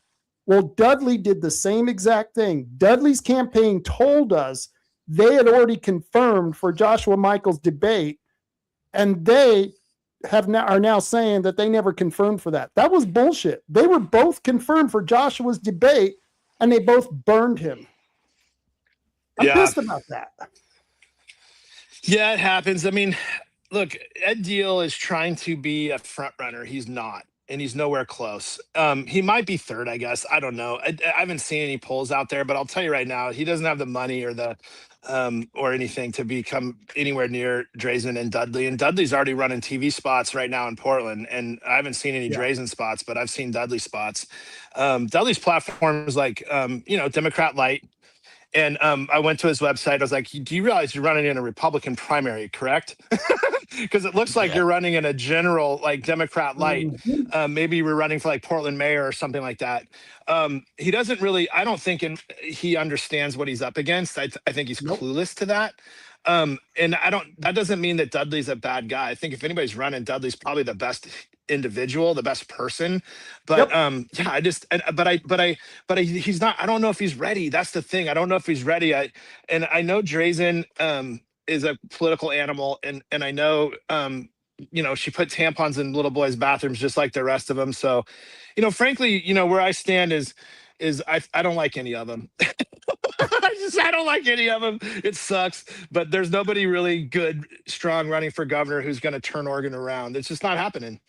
Who wants to and can, you know what I mean? Who has the strength to do it, the leadership to do it, and the know-how to do it. That was, you just described exactly what Kevin told me, Kevin Starrett, just a week ago. He says it doesn't really matter. None of them can win. Yeah, well, none of them can win. And that's the other thing too, is that, we just don't, it depends on how the general election goes. How are they going to be able to steal? How's the government party, the Communist Party, going to be able to steal? The midterm gubernatorial election, right? How are they going to do that? How are they going to modify that outcome or manipulate that outcome? And will they be able to do it in the general in November? And I think the general in November, I think is going to be, my guess is it's going to be hand counted ballots by the Marine Corps. That's my prediction. Something similar. And in which case a Republican might win. But if the choice, it's going to be Kotek and it's going to be somebody, it's going to be Dudley or it's going to be Drazen, in my opinion. It's either of those two. We have to think about what do we want, and how easy would it be for someone like Chris Dudley to get blackmailed or bribed or look at what happened to Trump. I mean, golly, they did everything to him. They had women come out and say that he raped them. He had legitimate funny business with the porn star Stormy Daniels. And it was kind of funny because she's like, yeah, he was on the cover of People and he made me spank him in his bare ass with it. And I just laughed and I thought that was funny because I don't really care what Trump does on his own time. Yeah. You're a grown ass man. You're a consenting adult. I don't care, man. Yeah. I don't care. I might have some girls spank me if I ever make the cover of Time. Yeah. I mean, why not? Why not? What a way to celebrate, right? But it's like on the cover of People. Let me see if I can get it to work. Yeah, exactly. You never know what you're going to do in that situation. But here's the thing: like, can Chris Dudley handle that? We know Trump can because Trump has balls of steel, so he can handle all this stuff. Yep. Who could handle what Trump has handled? You're going to face something like that in Oregon. Who can actually take the punches? Who can take it and keep rocking? Not one of these people can. And so can Dudley do that? I don't know. That's the problem. Will they do that to Drazen? I don't think they will, because she probably has the same dirt on everybody else. Yeah. And so she's part of the system. So it's a tough one to say, but I don't know. I don't think Dudley can handle it. But we'll find out, because they may do something like that to him. Yeah. But my guess is with Dudley, they show it to him and he goes, yeah, I'm good. I won't do that. Right. I won't go there. I won't go there. And I could see that happening. And that, and we've had reports out from many different agencies, intelligence agency, not just from America, but from Canada, talking about all of the politicians who have been bought off or bribed by China. So anyone who doesn't think this is happening, there are reports out there documenting this fact. Oh yeah. And it goes, I mean, the bribery goes to such depth that they actually got a David Brock Smith, who at the time was a state representative. He wasn't even a state senator at that point. He was barely out of Port Orford bar tending. Yeah, he was a commissioner, and this is what one of the things that I learned from Clemens too is I explained the situation about David Brocksmith, that he was under investigation for 2 years by the FBI for destruction of documents as a commissioner in Coos County, and he said a lot of times those indictments are there to set up and create an asset. You get indicted, and then they hold it over your head, and then they find more shit on you, and then that's how they do it. And so that's but there's very few people like that. Like for me, like right now, I've got a Secretary of State open investigation on me, but they know I don't give two shits. They know I don't care. They can put me in jail. They can do whatever they want to do. They can do anything they want to do to me, and it will not fucking stop me. And that's exactly what happened with Trump. They did multiple oh my God, impeachments. They tried to tie him to J6 when it was actually Nancy Pelosi. Like all this stuff is so insane, but there's very few people on this earth that have the tenacity and the strength to just be like, I don't care. I'm fighting all the way. Like, you're going to have to kill me, which is where they're at with Trump. They're going to have to kill him. So what do? They try to kill him. They try to kill him. So that's exactly what we need in Oregon, and I don't think we have that going into 2026. Going into 2028, going into 2030, wink, wink. I think we're going to have that. I think the demographics, even in Coos County, has changed. I think we've had so many damn Californians move up here that and you know why I say that is because you look at the boardwalk at these No Kings protests. I think there was like 500, 600 people out there 2 weekends ago. I mean, they're pulling in a lot of people. I could never get the amount of people they're getting now. I don't know if they're all paid protesters or not, but I have to assume some of them are actually coming from our county and some of them don't take money. They're just there to protest. It just seems like a lot of them. And it seems like the demographics here is changing. Yeah, well, and there's a psychological reason that there's a lot of people. I mean, the whole thing for the last 10 years has been hate, hate, hate. That the only thing they got going for them is hate. And the thing is they can't let go of that. So psychologically, they are going to glom on to these groups, these No Kings protesters, or whatever it was they're protesting before No Kings. But the whole point is they don't give you any like constructive things where it's like, we don't like this because we'd rather it be that. No, they're just like Orange Man bad, No Kings, rapist, pedophile, this, that, or the other thing. And it's the 10 years of psychological warfare that's been going on that, it's like I was saying the other day where it was like, okay, how do you get good people to do bad things? And all you need to do is give them the voice of authority saying that, this is what you should be doing. And mainstream media has been brainwashing them to say, this is what you should be doing. And so I don't know if do they truly believe that Trump is a king? I don't think so, because if he was, then they would not be able to protest. But let's put it this way. I mean, it's like, if that's all they've got, if they don't have anything else in their lives but to go out to these things and hang out with other people that have been watching the same brainwashing material. So it bolsters your, you are in a group of people that have been eating the same poison. So therefore you're not as bad as, you at some point you have to wake up and realize you've been fed nothing but poison. And they've been feeding you poison. And you know what? They hope you get injured. They hope you get killed because they'll make it a big media thing. They don't realize they're pawns and being used. No. But the whole thing is all these people that are eating poison, they want to check out each other and go, hey, hey, you're eating poison too. Okay, well, then I'm not the only idiot doing this. And it gives them a little bit of comfort in the fact that, yes, there's a whole group of people that are screaming, yes, we eat poison and we love it. We took the shot because we followed what the government said. We eat poison because that's what the government said. And these are the same people out there protesting for No Kings. Yeah, it's crazy. Yeah, hey, TJ makes a really good comment here. He says, I have confirmation that some of them, talking about the protesters, came from out of county. They slept at the rest area by the tunnel heading towards Eugene.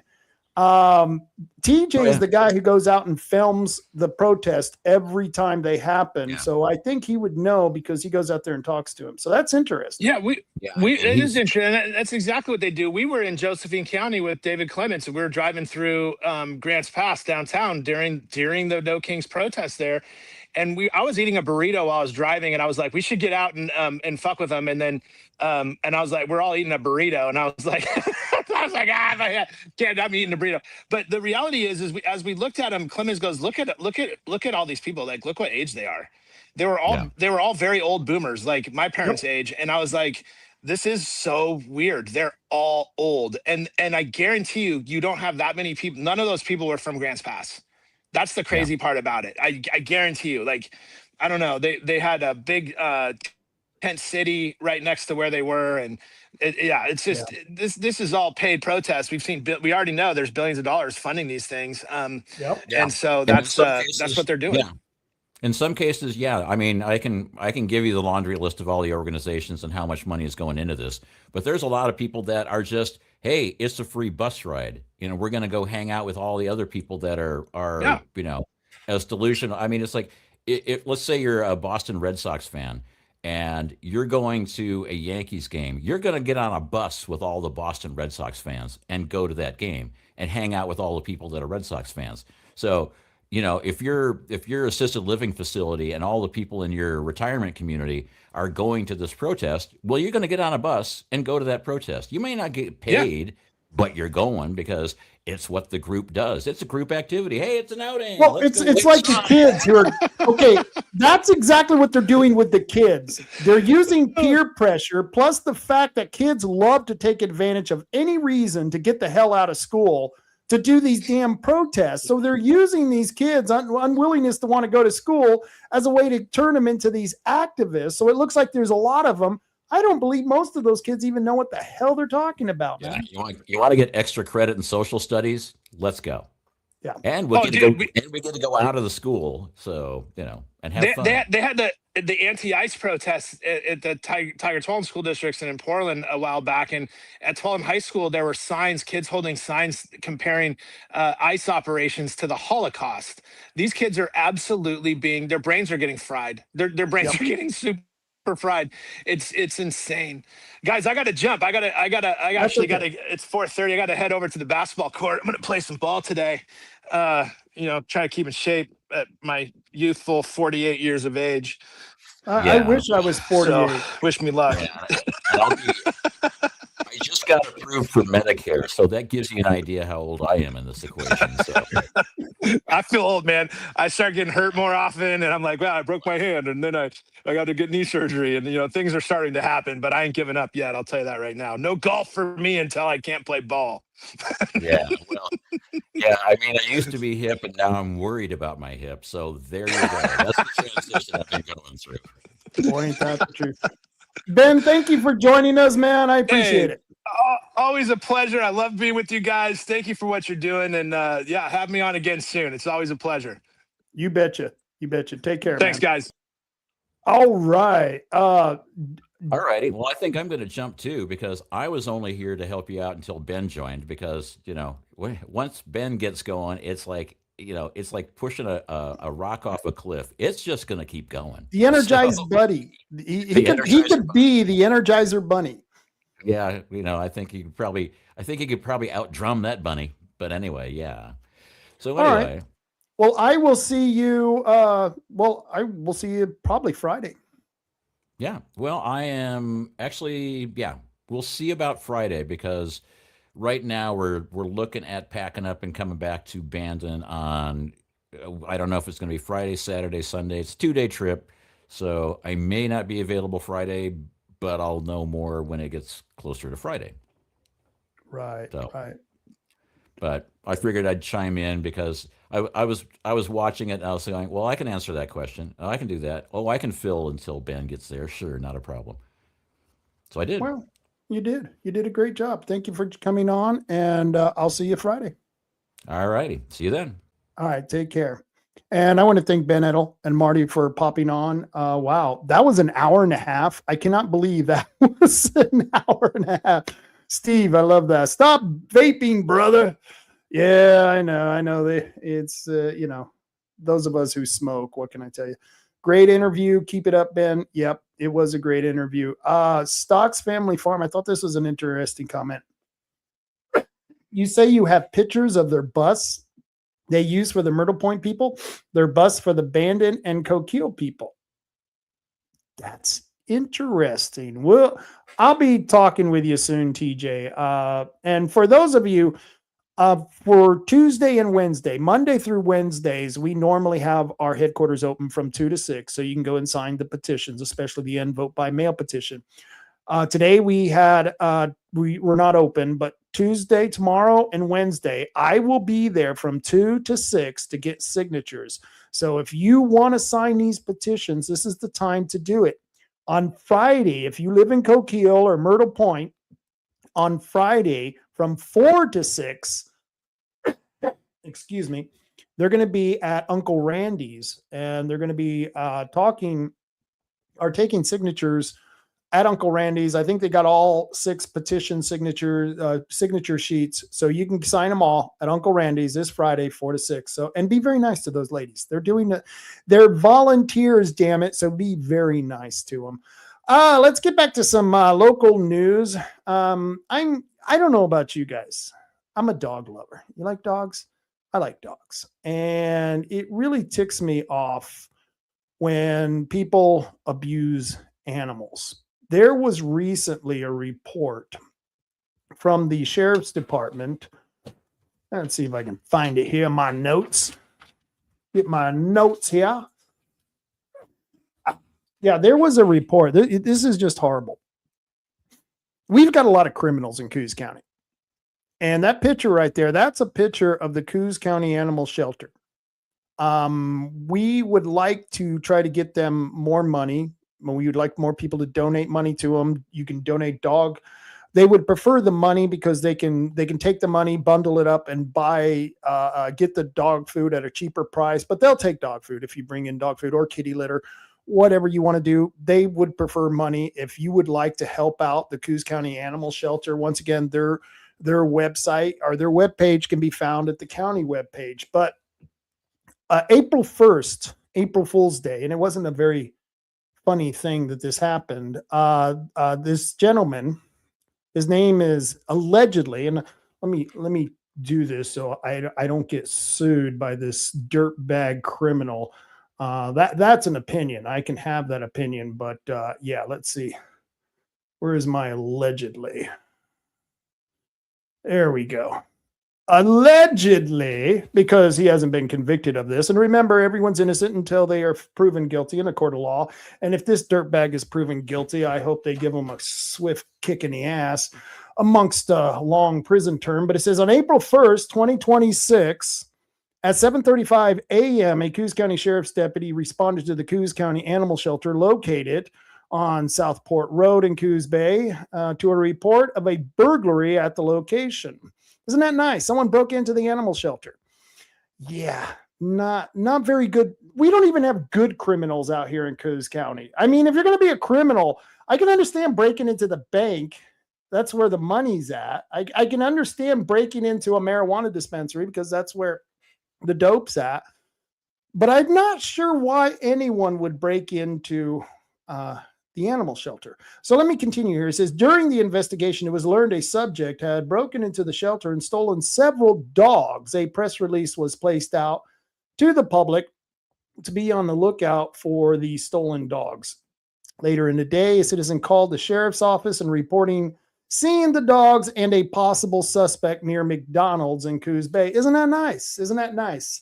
The gentleman's name was Dallin, D-A-L-L-A-N-J Annanon, A-N-N-O-N. He's 40 years old. So 40 years old. Okay, Dallin, I just got to tell you this. You're a jackass. You're 40 years old and you're stealing dogs out of the county animal shelter.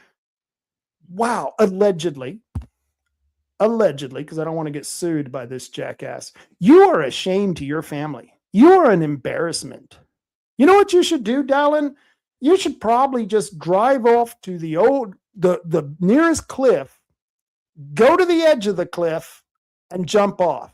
Make sure there's no one below on the rocks below. But that's what you should do, because anyone who does this kind of crap, who commits this kind of crime, you're the lowest of lowlifes. This is just disgusting. But I continue reading the report here. It says Dallin Annanon, 40, was found to be in a possession of the stolen dogs.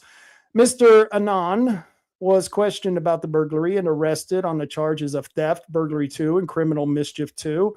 Mr. Annan was transported to the Coos County jails, and the dogs were returned to the custody of the Coos County Animal Shelter. It's sad because the only animal that deserved to be locked up, if he actually committed this case, allegedly, is Mr. Dallin Annanon. What? Even your name sucks, Dallin. What Dallin, D-A-L-L-A-N? Is this a misprint? I don't know. Even your name sucks. So you're just a lowlife. You're just a lowlife scumbag. Really, kill yourself. Do the rest of society a favor. You're not doing anything for anyone. Stealing dogs from the animal shelter? And look at this. I'm sure he did damage to the place. It's just absolutely ridiculous what we have to put up with here in our county. But then it gets even worse. This came out on March 27th. This was even earlier. And I love dogs. I used to have 2 beautiful Akitas, 120-pound Akitas. I had a male Akita who could bite through a T-bone like nobody's business. He could take a finger off, but yet he was the gentle giant. He was a beautiful, gentle giant, unless he had to be tough. He was a gentle giant. And it really upsets me when I see people abuse their animals. It's bad enough when people abuse their children or abuse their wives, but abusing animals can't even scream out. They can't even tell you where they hurt. They can't even tell you about the past abuse. At least children and wives can do that, even though that's just as horrible, even worse to do it to humans, but to do it to a defenseless animal. Well, let me tell you about this guy. Let me show you this picture. And you see that poor, helpless animal there who looks emaciated. The bones, his ribs are showing, the poor animal. Let me read you the story of what happened. Gary L. Carson, allegedly, once again, because I don't want to get sued by this 39-year-old. Once again, what's the matter with these people? You're 40 freaking years old, Gary. Pull your head out of your ass, you sick, depraved bastard. Once again, you and Dallin, the guy from the last story, Mr. Dallin Anon, both of you should get in the car together, drive to the nearest cliff, make sure it's at least a 100-foot cliff. I can show you some cliffs. I know some cliffs around here. You can go to those cliffs and jump off. And you can even strip and jump off naked, and you can just become natural fertilizer.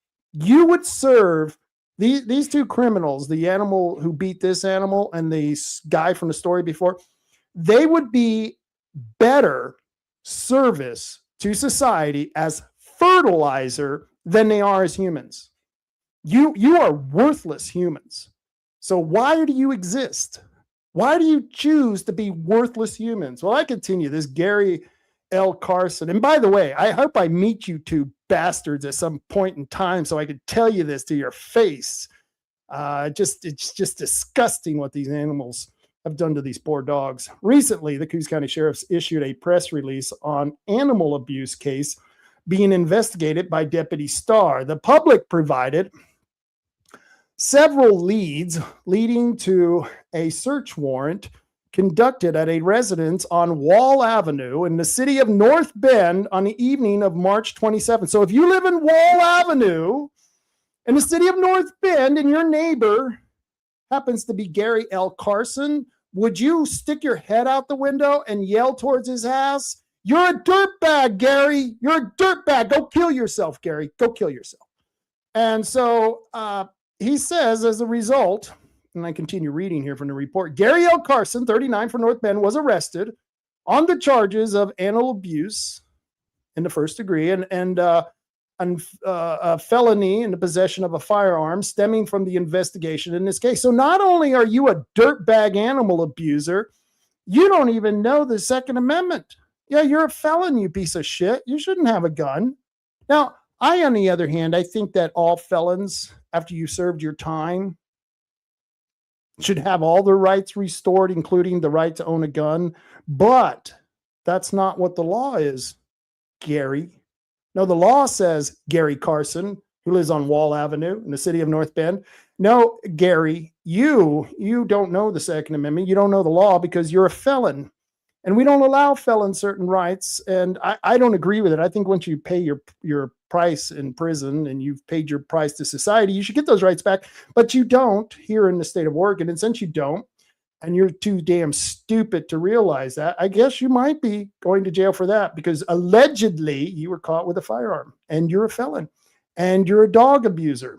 Yeah, go kill yourself, Gary. Says the sheriff's office would like to thank the public for their assistance and commend Deputy Starr on an exemplary investigation. Now, let me show you. I think I even got pictures. Yeah, this is Gary's house over on Wall Avenue in the city of North Bend. Yeah, this is how, look, what a nice, well-kept house that is. That's where I wouldn't even keep a pig. I wouldn't even allow a pig to live there. But this is where Gary lives. And here you go. Here's another picture. This is where they had to do the search warrant because he allegedly abused that dog. Now, I don't know about you, but I think these animal abusers, I think they get off way too easy. Way too easy. In my world, I think an animal abuser, they should have to spend 5 minutes in the middle of a pack of wild dogs. That's right. We should take every animal abuser, especially ones that abuse dogs, and we should get a wild pack of dogs. They're out there. They have them. They're probably in the city of Los Angeles. And we'll throw them into this little ring with all these wild dogs, and then let the dogs decide what to do with the guy. That's just, that's just after we rub him down with, meat sauce. Just saying there. Let's see. Stocks Family Farm says, I have a 180-pound. You have an 180-pound dog? That is a big ass dog. He says, livestock guardian dog. Yeah, wow, that's badass. Let's see. He says, I smoked a bowl with Greg, a Coos County Democrat organizer, during the Brandy Martindale event last week, and he said he was pissed about the meth head post Sal made about you. Yeah, that's good. I would actually like to have Greg on the show. I think that Greg is the chair of the Democrat Party. If I remember correctly, he's a pretty reasonable guy. Doesn't mean I agree with everything he does or says, but he seemed like a pretty reasonable guy when I saw him at the county commissioner's office. I've never met him. I've seen him in action. I've been at meetings that he's been at, but I've never really, I don't know the guy. So this is kind of interesting. Steve Nye says, animal abusers should be thrown in with stakes strapped to their arms. Yes, we strap meat to their body, and then we throw them into an arena with a pack of wild dogs and let the wild dogs decide. You want to beat dogs? You want to abuse animals? Well, then let's let the animals decide what to do with you. I agree with that. If you're not, Gary and Dolan, it's Gary Carson and Dolan Anon, who allegedly committed these crimes. If you don't have the balls enough, if you're not man enough to actually go and do society a favor and go jump off that cliff that I keep talking about, then I think society should deal with people like you. Just like I said, we should throw you in an arena with a pack of dogs. I don't know. That's just my crazy idea. But I thought I'd cover that story because it was something that really bugged the living crap out of me. I just hate animal abusers. I hate people who do stuff like that. Now I want to get into, let's see, I had a couple of stories here that I just thought was very, very interesting, and I had to cover. Let's see, I talked about that. Okay.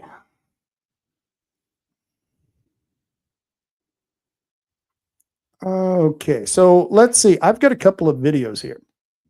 It was 2 weeks ago. I didn't do a show last week.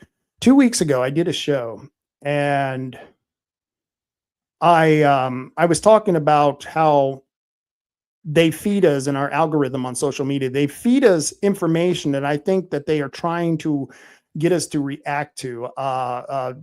They're trying to get us to respond. And one of the algorithms that I think is on my Facebook page, they must think I'm a real racist, because every time I see the feed, it was always a black on white crime, black on white crime, black on white crime. And I thought, wow, this is really skewed. And so I looked into it and talked about the statistics.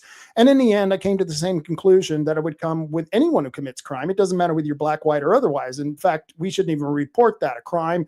A person did this to another person. Doesn't matter what color they are. Doesn't matter their sex. What does matter is that we all face the same justice system.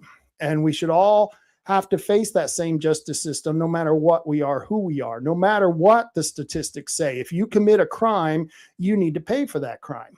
And there are people out there, and it's not just black people. There are white people who believe this. There are people all of many different colors who believe this, that believe society is so corrupt, is so oppressive, that they have a right to steal from people. And this is how I started out the show last week, was with this video. And I think it was Sal Carruthers, I forget who, was then taking the show and made a clip of me saying something that was extreme, or at least they thought was extreme. And they replayed it trying to claim that I was a racist. And if you watched the whole show 2 weeks ago, I defy any of you to find where I said anything racist. Nothing that I said was racist. In fact, I pointed out how wrong it is to castigate any group of people based on the statistics of their crime. Everyone should be punished or face the law equally, equal application of the law. And I thought it was funny because I saw this reel. And I want to play the first reel that I had from 2 weeks ago. And then I want to play this influencer, this young black man. And once again, I shouldn't be using the word, this young person. He was incredible with a response that he gave to somebody who was accusing him of the same thing that people were accusing me of after 2 weeks ago when I did that show. I want to play that clip, and then I'm going to play the clip of the influencer. This is just absolutely hilarious. Let me clear the screen first. Yeah, let me take the comments off. Let me take the, I don't have to say that. I don't have to put allegedly on there anymore. No, I can get rid of that. All right. I want to play this clip, and then I want to play this clip of this influencer. You're going to love this. You have to understand, you have to look at it from every child's point of view that was raised in the hood. How he gonna get his money to have clothes to go to school? I don't care if she have her gun license, her rights, or any of that. That is way beyond the law, way beyond. Relatives. If you weren't a criminal, goofy, now walk with me. If you don't want your community to be disproportionately thrown in jail, then stop committing a disproportionate amount of crime. I mean it with my whole chest when I say that I am so pro-mass incarceration of anybody who chooses hood rattery as a lifestyle. Want to know how I've been black for 27 years and never went to prison? Because I get up and I go to work instead of robbing somebody's bald-headed auntie's house or selling crack rocks and ketamine to Doja Cat fans. But what about over-policing? They're only over there because y'all need to be chaperoned in your own hood. All right. That was great. I'm going to try to get that guy on the show. That guy was so cool. And that was such a great response. I went through and I watched a lot of his different reels, and I love it to see a young person like him be able to twist and turn the logic of the leftists right back on him. And they can't attack him because he fits in the demographics that are supposed to be their allies. Wow, it's strange that those demographics, and you notice I'm not using the different adjectives, man, black, otherwise. This person, this young person here, I guess I shouldn't even use young. What does it matter whether he's young or old? No, this person here had a great response to the first video. That young lady who said, oh, well, what do you expect? They have to go out and steal from us. It's okay to steal from people. How do you expect us to feed each other?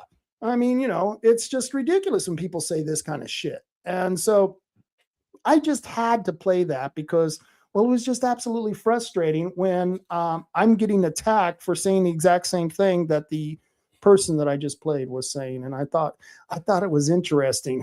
But there's a lot of interesting things going on. Have you saw this video? One more time. This is, again, from the Associated Press saying this: Steve Bannon wins a Supreme Court order likely to lead to the dismissal of his contempt of Congress conviction. And this goes all the way back to right after the January 6th attacks in 2020 at the United States Capitol. Bannon was a longtime ally of President Trump. He was subpoenaed by the January 6th committee, the Democrat-led January 6th committee that was investigating the events of January 6th. He was accused of defying a subpoena and then was eventually held in contempt of Congress. And then a jury found him guilty in contempt of Congress. And that led to a 4-month prison term as well as a fine that happened in 2022, I believe. Now, this dismissal would largely be symbolic. Bannon served that 4-month prison term, as I just mentioned, after a jury convicted him of contempt of Congress in 2022. A federal appeals court in Washington had upheld the conviction, but it looks like the Trump DOJ has been pushing for this case to be thrown out. And from what I understand is now that the Supreme Court is siding with Bannon in this case, it looks like it is all the more likely that that case will, in fact, be thrown out. Which is a good thing. Bannon should never have been brought forth on these charges, and they probably will be thrown out. Thank goodness. Bannon's one of the good guys. Now, I know Bannon and Trump have one of those off and on friendly relationships, and people that I don't think people understand that men just do that. Men, I have friends who I'll disagree with, and you can't do this with women. I don't know why, but you can just tell them to go F yourself. Go F yourself. I'm tired of you, and I'm just not going to deal with you for a while. And then you can come back when you find something in common again and start working with each other. And that's just how men are. And people go, oh, how can you talk so shitty about someone and then work with them? Well, as long as it wasn't something that was so horrific that I can't stand, I can work with anyone, even though I may have to criticize them or I don't always like them. And I know there are a lot of people who've put up with me in the past who didn't like to work with me, but because we were working on similar issues, we work on those things together. So Steve Bannon, and I had a person recently say, oh, well, Steve Bannon, he doesn't even talk to the president. Yeah, actually, he's in communication with the president, and they still have some type of relationships. And I know this because I was talking about that when Mo Bannon came out here to Coos County. And so I'm glad that this case turned out the way it did. It's a good thing. And hopefully we'll be able to stop the nonsense. Bannon's a great guy. He's one of those people who's taking on the CCP, the Chinese Communist Party. And if you want to know why Trump is doing what he's doing, go watch Bannon. He explains it quite well of why Trump is doing what he's doing. The War Room is really great. You can check it out. You can check it out on Rumble, or you can check it out on Real America's Voice. Really great stuff there. And we have to have this stuff because there are international leaders out there who want to take away our rights. They want to tell us that they have to protect us, and the only way to protect us is to take away our rights. And this isn't coming just from people here in America. This is coming from people in other countries. And I want to show you this. I believe this was the former Prime Minister of New Zealand. This is a comment that she had made. This week, we launched an initiative alongside companies and nonprofits to help improve research and understanding of how a person's online experiences are curated by automated processes. This will also be important in understanding more about mis- and disinformation online, a challenge that we must, as leaders, address. Sadly, I think it's easy to dismiss this problem as one in the margins. I can certainly understand the desire to leave it to someone else. As leaders, we're rightly concerned that even the most light touch approaches to disinformation could be misinterpreted as being hostile to the values of free speech that we value so highly. But while I cannot tell you today what the answer is to this challenge, I can say with complete certainty that we cannot ignore it. To do so poses an equal threat to the norms we all value. After all, how do you successfully end a war if people are led to believe the reason for its existence is not only legal but noble? How do you tackle climate change if people do not believe it exists? How do you ensure the human rights of others are upheld when they are subjected to hateful and dangerous rhetoric and ideology? The weapons may be different, but the goals of those who perpetuate them is often the same: to cause chaos and reduce the ability of others to defend themselves, to disband communities, to collapse the collective strength of countries who work together. But we have an opportunity here to ensure that these particular weapons of war do not become an established part of warfare. In these times, I'm acutely aware of how easy it is to feel disheartened. We are facing many battles on many fronts, but there is cause for optimism, because for every new weapon we face, there is a new tool to overcome it. For every attempt to push the world into chaos is a collective conviction to bring us back to order. We have the means. We just need the collective will. Just need the collective will. You individuals just don't understand. Your freedom depends on our ability to stop freedom of speech so that we can protect and save freedom of speech. That's right. You just don't understand. You're not intelligent enough as the collective. We are a brain source that knows what the right information is and what the wrong information is. And we should be the ones to decide what gets dispersed and what gets hidden for your protection, for freedom. That's right. To protect freedom and free speech, we must become more tyrannical. Yes, that is the leftist logic. Wow. Yeah, these people and anyone who uses the word misinformation and disinformation, that's a David Brock Smith term that he uses all the time, which kind of proves he's a lefty. But when you use that shit like that, I have no respect for you. Why don't you just say what is out? People are lying out there. Well, okay, people lie. People spread misinformation. But who are you to decide? And you know, she mentioned several different issues. Like climate change is one of them. Climate change is real. How much humans have to do with climate change?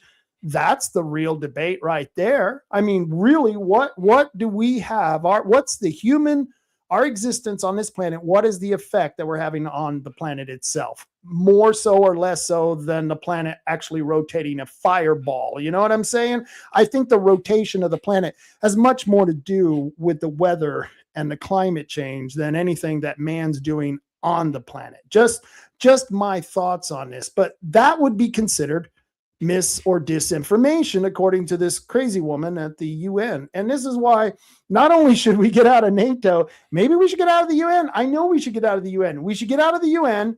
We should get that building back, get rid of all those damn diplomats or make them pay for their own embassy. And we need to get out of the UN. Because a global government is not going to work when our country is one of the few countries that has a constitution that actually restrains the government and a Bill of Rights that lists the rights that we were born with. Right. There you go. That's the difference. So, yeah, that lady was crazy. That lady was crazy. The Trump administration is putting up a big fight against states and corruption. The state of Oregon and Tina Kotek responded to this too, saying that Oregon healthcare has no fraud. I can guarantee you, Oregon healthcare is riddled with fraud. That's the Medicaid system for Oregon, the Oregon Health Authority. The Oregon Health Authority. Don't question my authority. I have authority, and you should never question my authority. You should have respected my authority.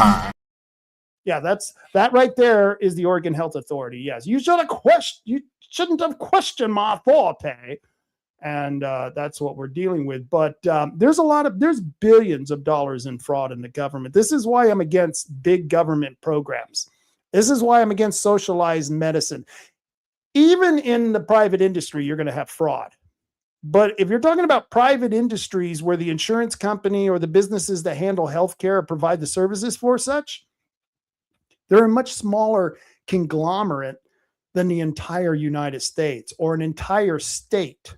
When fraud is committed against a huge bureaucracy that covers the United States or an entire state, we're talking billions, tens of billions, hundreds of billions of dollars that are now susceptible to being defrauded by people who are going to manipulate the system. And that's why it's better not to have government involved with all of these industries and businesses that really belong in the private market. And I believe healthcare is one of those industries that we would be getting better healthcare if we allowed the private market to deal with it and got rid of every single last government program dealing with healthcare. We should just eliminate them all, and we'd all be able to afford to go to the doctor the next day because you would eliminate the hundreds of billions, if not trillions of dollars in fraud. And you think I'm lying? I got another clip for you. America's fraud investigations bring us to the golden state of California. Look at this number, $146 billion. Health and Human Service officials confirmed that number to Chris Rufo as the staggering amount of fraud in a single program in Gavin Newsom's state Medicaid system. Stop and think about that. $146 billion, a single program, a single state. That is slightly more than Warren Buffett's estimated net worth. It is more than the GDP of several small countries like the Marshall Islands and Dominica, just to name a few. And it is well over $100 billion more than the most valuable NFL team, the Dallas Cowboys. That is just for Medicaid, just in California. So imagine what the total number of fraud is when you count all the social programs in all 50 states. The Trump administration is imagining that, and they are now taking action in a stunning raid of hospice facilities in Gavin Newsom's California.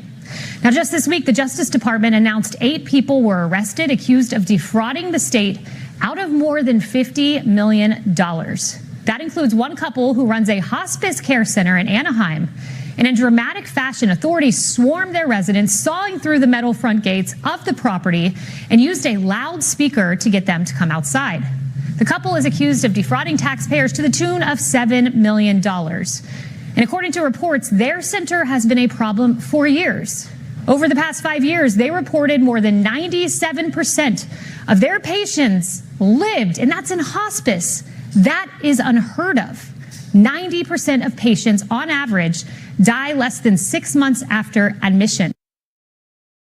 Isn't that it's a miracle? In California, they've got miracle cures. It's only going to cost you $140 billion, only $146 billion. And they got 70% of you will live in hospice. Believe me. Yeah, hospice. If you're going to hospice, don't buy any green bananas. That's my advice, because you're not going to be around very long. Most people who go into hospice don't usually come back out of hospice.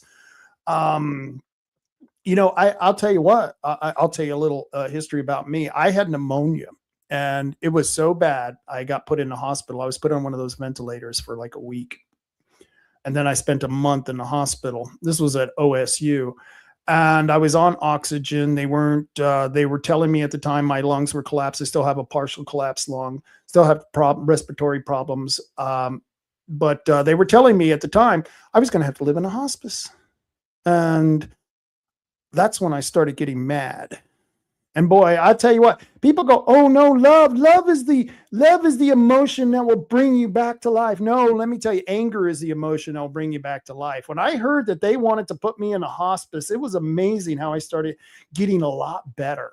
Oh yeah, I didn't care what I had to do. I was going to die on the oxygen tank, or I was going to do anything other than go to hospice. But this is how bad off I was at the time. And I'll tell you what, it's people who, anyone who's ever experienced that, it's not a good thing. And when you got this news lady saying 70% of the people are surviving in hospice, yeah, there's fraud. There's serious fraud going on. There's serious fraud going on here in Oregon. The Oregon Health Plan, the Oregon Health Authority, I hope they do something about these agencies, because $146 billion, did you see that? That wasn't just an all-time number. That was an annual figure. Did you see that? Did you see that chart? That was an annual figure that they have every year. $146 billion. We are what, $40 trillion in debt? That would go to help pay the debt a little bit, but I guarantee you the cost of medicine is rising. It's inflating because of this fraud. It isn't anything else but government fraud that's driving up that and the pharmaceutical companies. And I have to give big healthcare too. They're not the most honest of people. Let's be honest. Everyone up there kind of lies. And so this just ticks me off that people, they get mad at the Doge, they get mad because, they're out there trying to find the fraud, and grandma may not get her Social Security money. Oh no, they're going to scare the hell out of you. They're going to do everything they can to scare the hell out of you, so that they don't do this investigation, because the people who are trying to scare the hell out of you are the ones who benefit from the grift. Yeah, they're getting it on with the grift. So I'm glad that the President Trump is doing this, and I'm glad it's being taken care of. Before I get out of here, I got a tranny story. Yeah, I got a tranny story. I thought, we're going through Easter. I had a Good Friday on Friday, and Saturday was a beautiful day here in Bandon. Then Easter was another beautiful day. Saturday, we ate over at some relatives, had a really good dinner. Yesterday, we did the Easter egg hunt and hung out with the family. It was a beautiful, beautiful day. But then it got a little bit, soiled. And it got a little bit soiled. And I'm going to show you the video. I'm going to show you this. And if you have children in the room, you may want to get the children out of the room, because I'm going to show you a video. This is a video of this trans freak dancing on the steps of, I believe it's the St. Peter's Cathedral. Is it St. Peter's Cathedral? Gosh, I can't remember which cathedral this is at. This is in New York. I think it's St. Peter's Cathedral in New York. And this was on Easter morning. This was happened yesterday morning. And the parishioners of the church were getting out of service. And this is what they were welcomed to.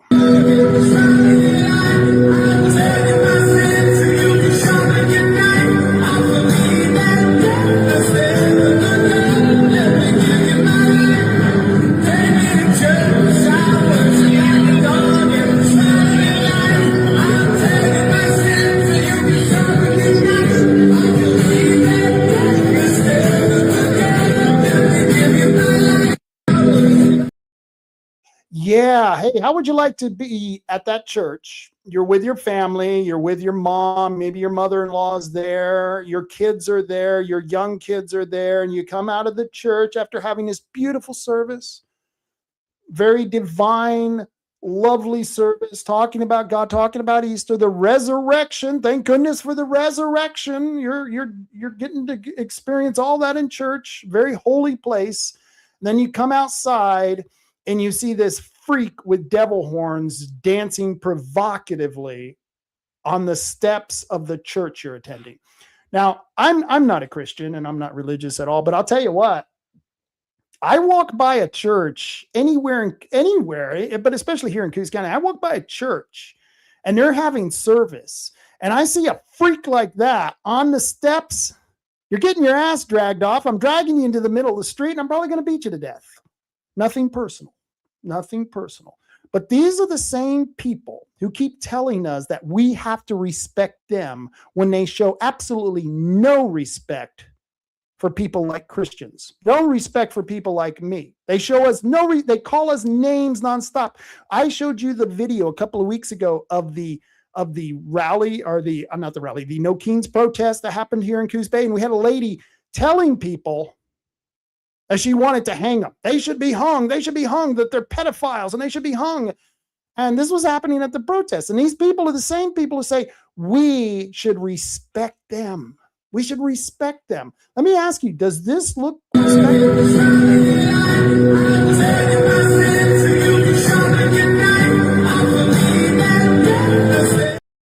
I mean, that's just absolutely disgusting. Why does someone do that? I don't believe in the devil. I don't believe in demons, but you look at shit like that and you start to think, maybe I'm wrong. Maybe there are demons out there, because that looked like a damn demon right there. I'll tell you what, the Christians might have a point about the demons possessing all of these easily convinced humans, because they have no morality. Of course, they have no morality. They don't even know their own sexuality. So why would they have morality?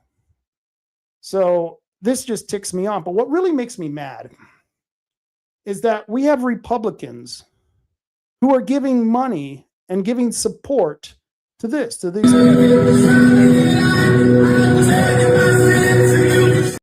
Let me show you one of those Republicans. Oh, there you go, Mr. John Sweet, Commissioner John Sweet. Remember when he gave $200? I mean, it wasn't a lot of money. It wasn't a lot of money at all. In fact, I would have gave him $200 out of my own pocket, not to put the county's name on an all-ages drag show at a pedo prom that was using mocktails to lure children in. That's right. They used mocktails to lure the children into this all-ages pedo prom. And thank goodness we had people there, because the drag show was kind of a blowout. It was really lame. I'll tell you what you didn't see at the drag show here in Coos County.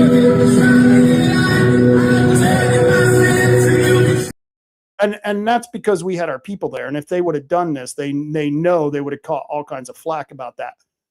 But I want you to remember this in this primary. This man right here on the screen, John Sweet, he supports what that person was doing.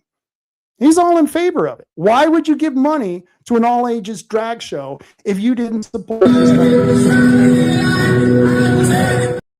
Why would John Sweet, and there he is, I mean, this is an AI photo, but this is John Sweet at a party with his kids, you know, all the kids that he wants to go to the all ages with the drag queen behind him.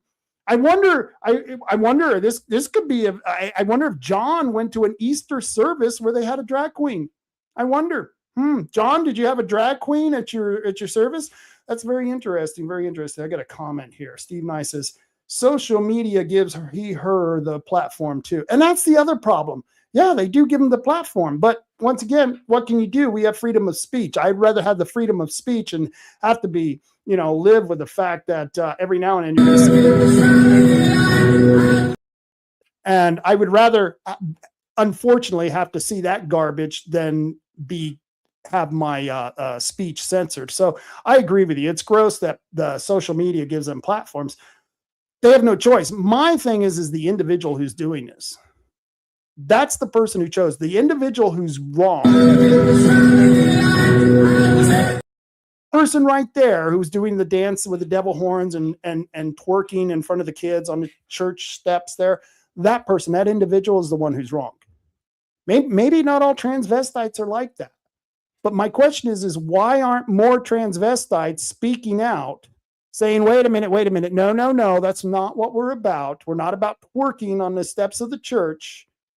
We're about bringing good feelings and good faith towards trans and drag queens because, well, they don't get that. They're a little oppressed according to them. I don't think any of them are oppressed. I think they get more rights than the rest of us do.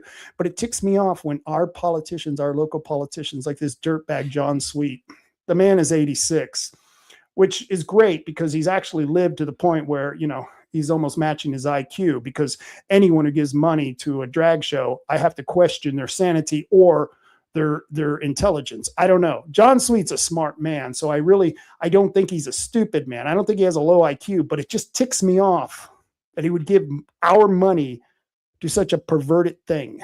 And it's not just him. Look at the other Republican, Tampon Dave.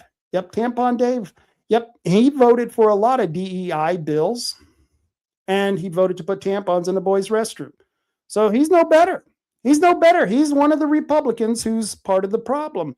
And so as long as you got Republicans like DBS and John Sweet who are willing to capitulate with these freaks right here, then none of this is going to change.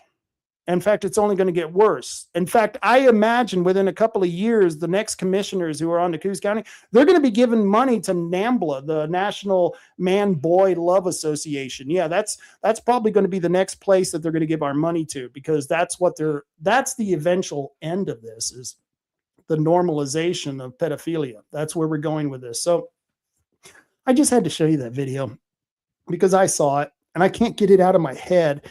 And the fact that they were doing it on a church, it's hard not to get violence on stuff like that. It's really hard to contain yourself. And once again, that's why they go after Christians, because Christians are good-hearted people who will turn the other cheek instead of literally fighting in the street people like that. And so that's why they go to church. That freak would never show up to one of our events because they know 5 guys would surround him and take care of the problem. But yeah. And I want to give you some hope, change the subject here. We're still going to continue on with our fight against, people like John Sweet and DBS and the Republican Party. And to do that is you have to get involved. You have to get involved. And one of the ways to do that is become a PCP. And we are having a meeting. Let's see if I got this meeting.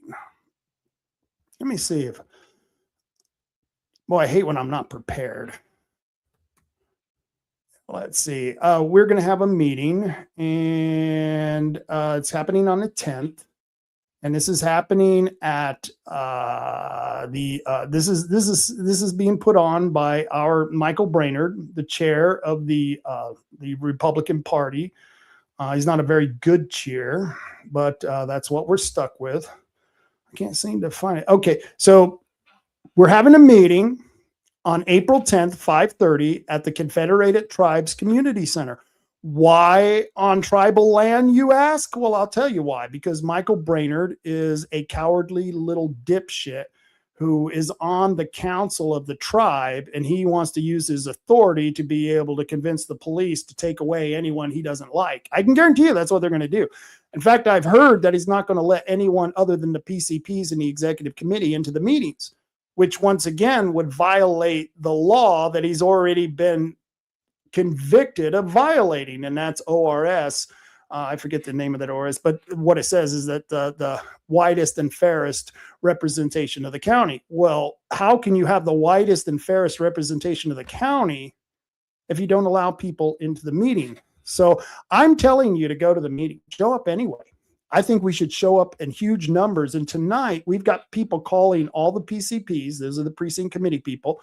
We're sending out emails, and we're going to let people know that they need to be at this meeting. And I want to let you know, if you want to get involved and you're tired of the bullshit and you're tired of these lousy Republican candidates and you want to change the party around, now's the time. So you need to show up at the Coos County Republican Central Committee meeting this Friday, April 10th at 5:30 at the Confederated Tribes Community Center. That's 338 Wallace Avenue, Coos Bay. Once again, Confederate Tribes Community Center, 338 Wallace Avenue in Coos Bay. That's this Friday. This is April 10th, this Friday at 5:30.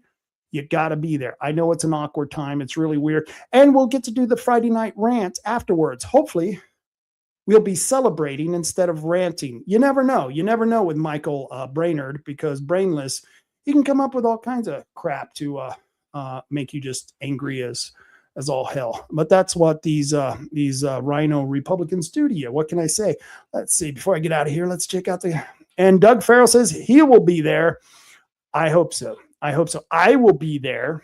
And by the way, just a little advice to you guys on tribal land. You can't take your gun on tribal land. You actually have to get permission from the Indians to take your gun onto tribal land. So that's right. Not only is Michael Brainerd holding our county's Republican meeting on tribal land, but we're not even going to be able to go there and practice our right to bear arms. We have a right to bear arms, but we can't do it on tribal land because they're considered a sovereign nation, which is bullshit, because how many sovereign nations do you know the deed to their property is in the vaults of the Department of Interior? Huh? How many deeds for you think China's deeds are in there? I don't think so.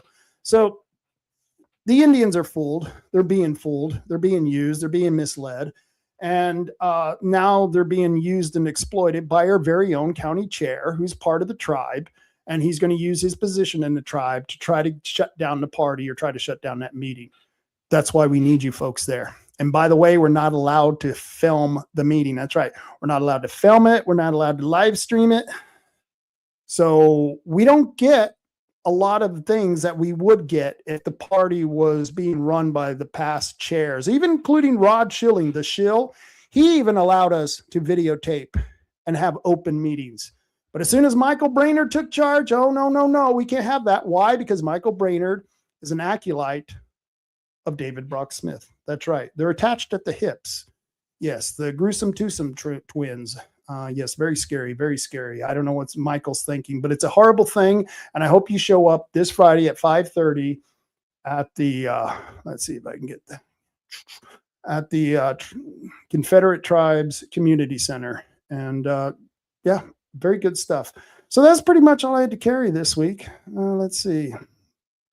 I don't think I have anything else to talk about at this point because I've rambled on for 2 hours and 17 minutes, and I think it's time to go. Let me see if I can get my sponsors up here because, well, I have to mention them because they're kick-ass. They just rock and roll. If you don't know, 3H Tree Service, one of my sponsors, we did play Where's 3H Tree Service. They just had a winner before the show happened. So maybe next week. And you got to go check out the videos of 3H Tree Service on the Facebook page of the same name, 3H Tree Service. But if you want to get those trees removed with surgical precision and have left nothing but a beautiful view and a cleaned up area, all of that can be done professionally by 3H Tree Service. 541-294-1800. That's 541-294-1800. 1-800-3H Tree Service. Give Matt a call. Go check out their Facebook page just so you can watch some of the things they've done. They do excellent work. I highly recommend them. And of course, Tom and Giggs. Tom and Giggs, you can give them a call at 541-888-4660 if you need to get an appointment to have your car checked out to see if it's travel worthy. Maybe you need shocks, struts. Maybe you need to get those wheels aligned.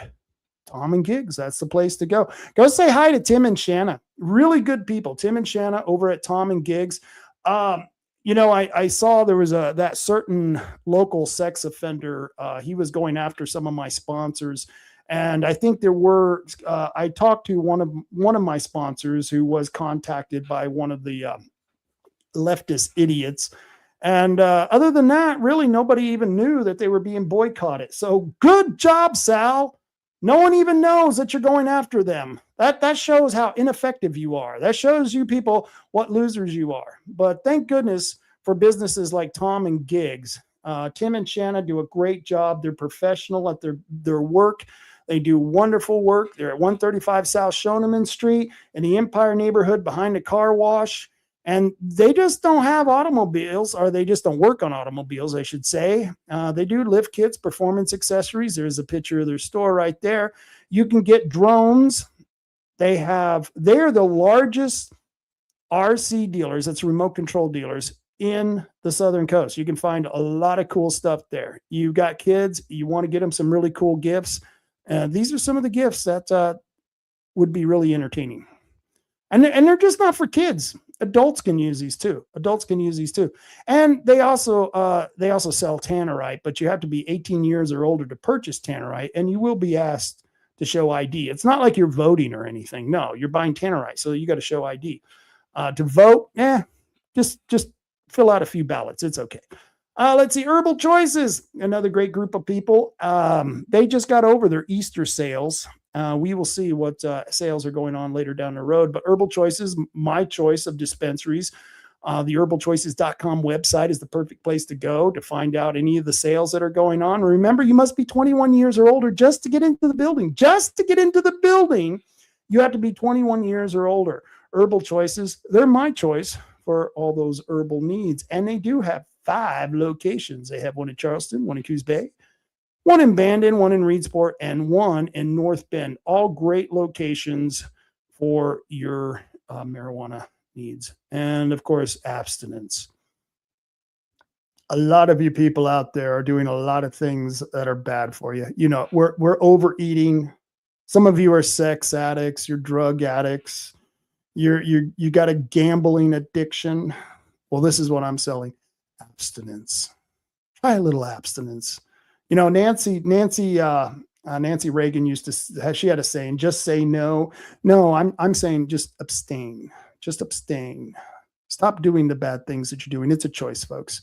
Just want to put that out there. And of course, Oregon Firearms Federation. Great people. Oregon Firearms Federation. Kevin Starrett has been fighting for the Second Amendment, our Second Amendment rights, for a long time, and he's still doing it. OregonFirearms.org. Great place to go and find out information. If you don't know what's going on in the legislature concerning your Second Amendment rights and you want to know, go to Oregon Firearms Federation, right there. Boy, I can't.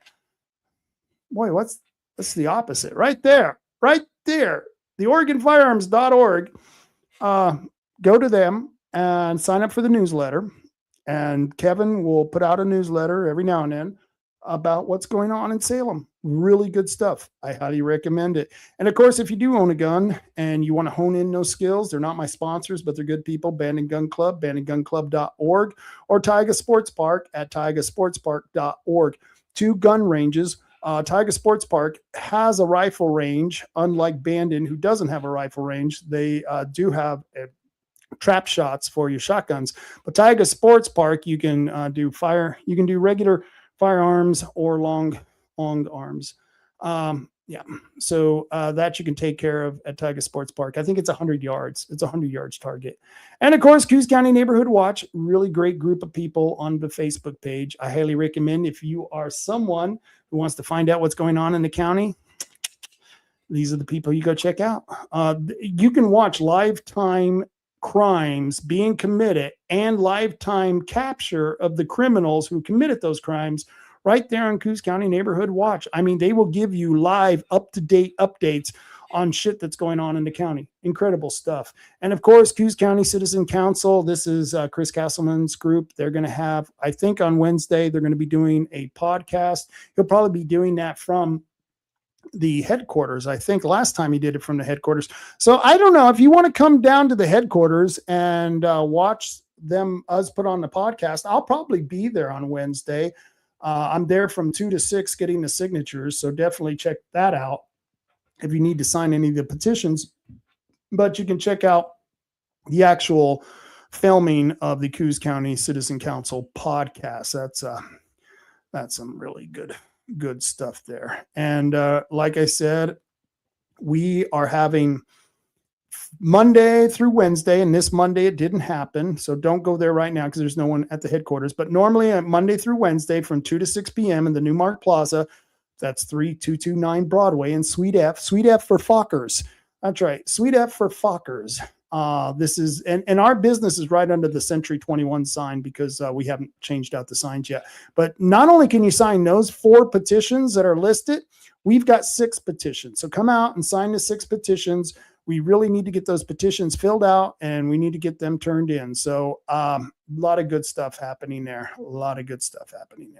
And I want to thank all of you for joining me. Like I said, check out Friday night. We're going to have the Friday night rant after the meeting. You'll be able to find out what happened at the meeting because, well, we'll be able to tell you all about it. Before I leave, I want to play this video for you. This was a video from the meeting of the ballot counting and vote by mail people got together and not ballot counting, signature counting for petitions. Here, I'll just show you the video and shut the hell up.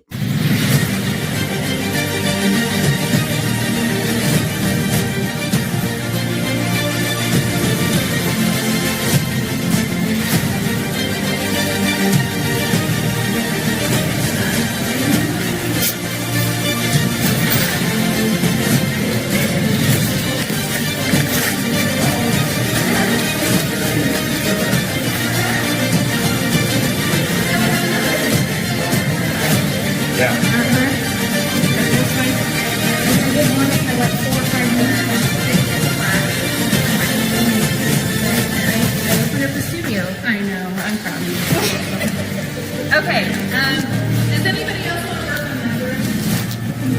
Okay.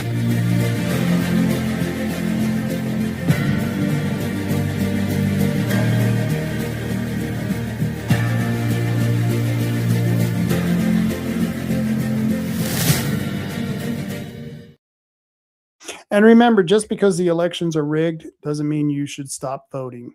In fact, it's the opposite. You should vote more often. That's right. Vote often. Yeah. So we tell people that, and I have no problem in being right up front with people. Yeah, the elections are rigged. That doesn't mean you stop voting, because I believe there are a lot of things that are rigged, but you can still win at it if you participate. If you don't participate, you won't win. If you don't buy the ticket to the lottery, you won't win the lottery. You'll never win. I will never win the lottery because I never buy the tickets. Well, it's the same with voting. Your guy will never win if you don't vote. Yes, the election is rigged, but sometimes you can beat the steal. And so that's what we're going to try to do with a lot of these campaigns. And hopefully we can fix this election. Hopefully it'll get better. Well, folks, I want to thank you for joining me. My music won't play. There we go. All right, folks. Until next time, you know what I always say. Carry on, Coos County. Carry on.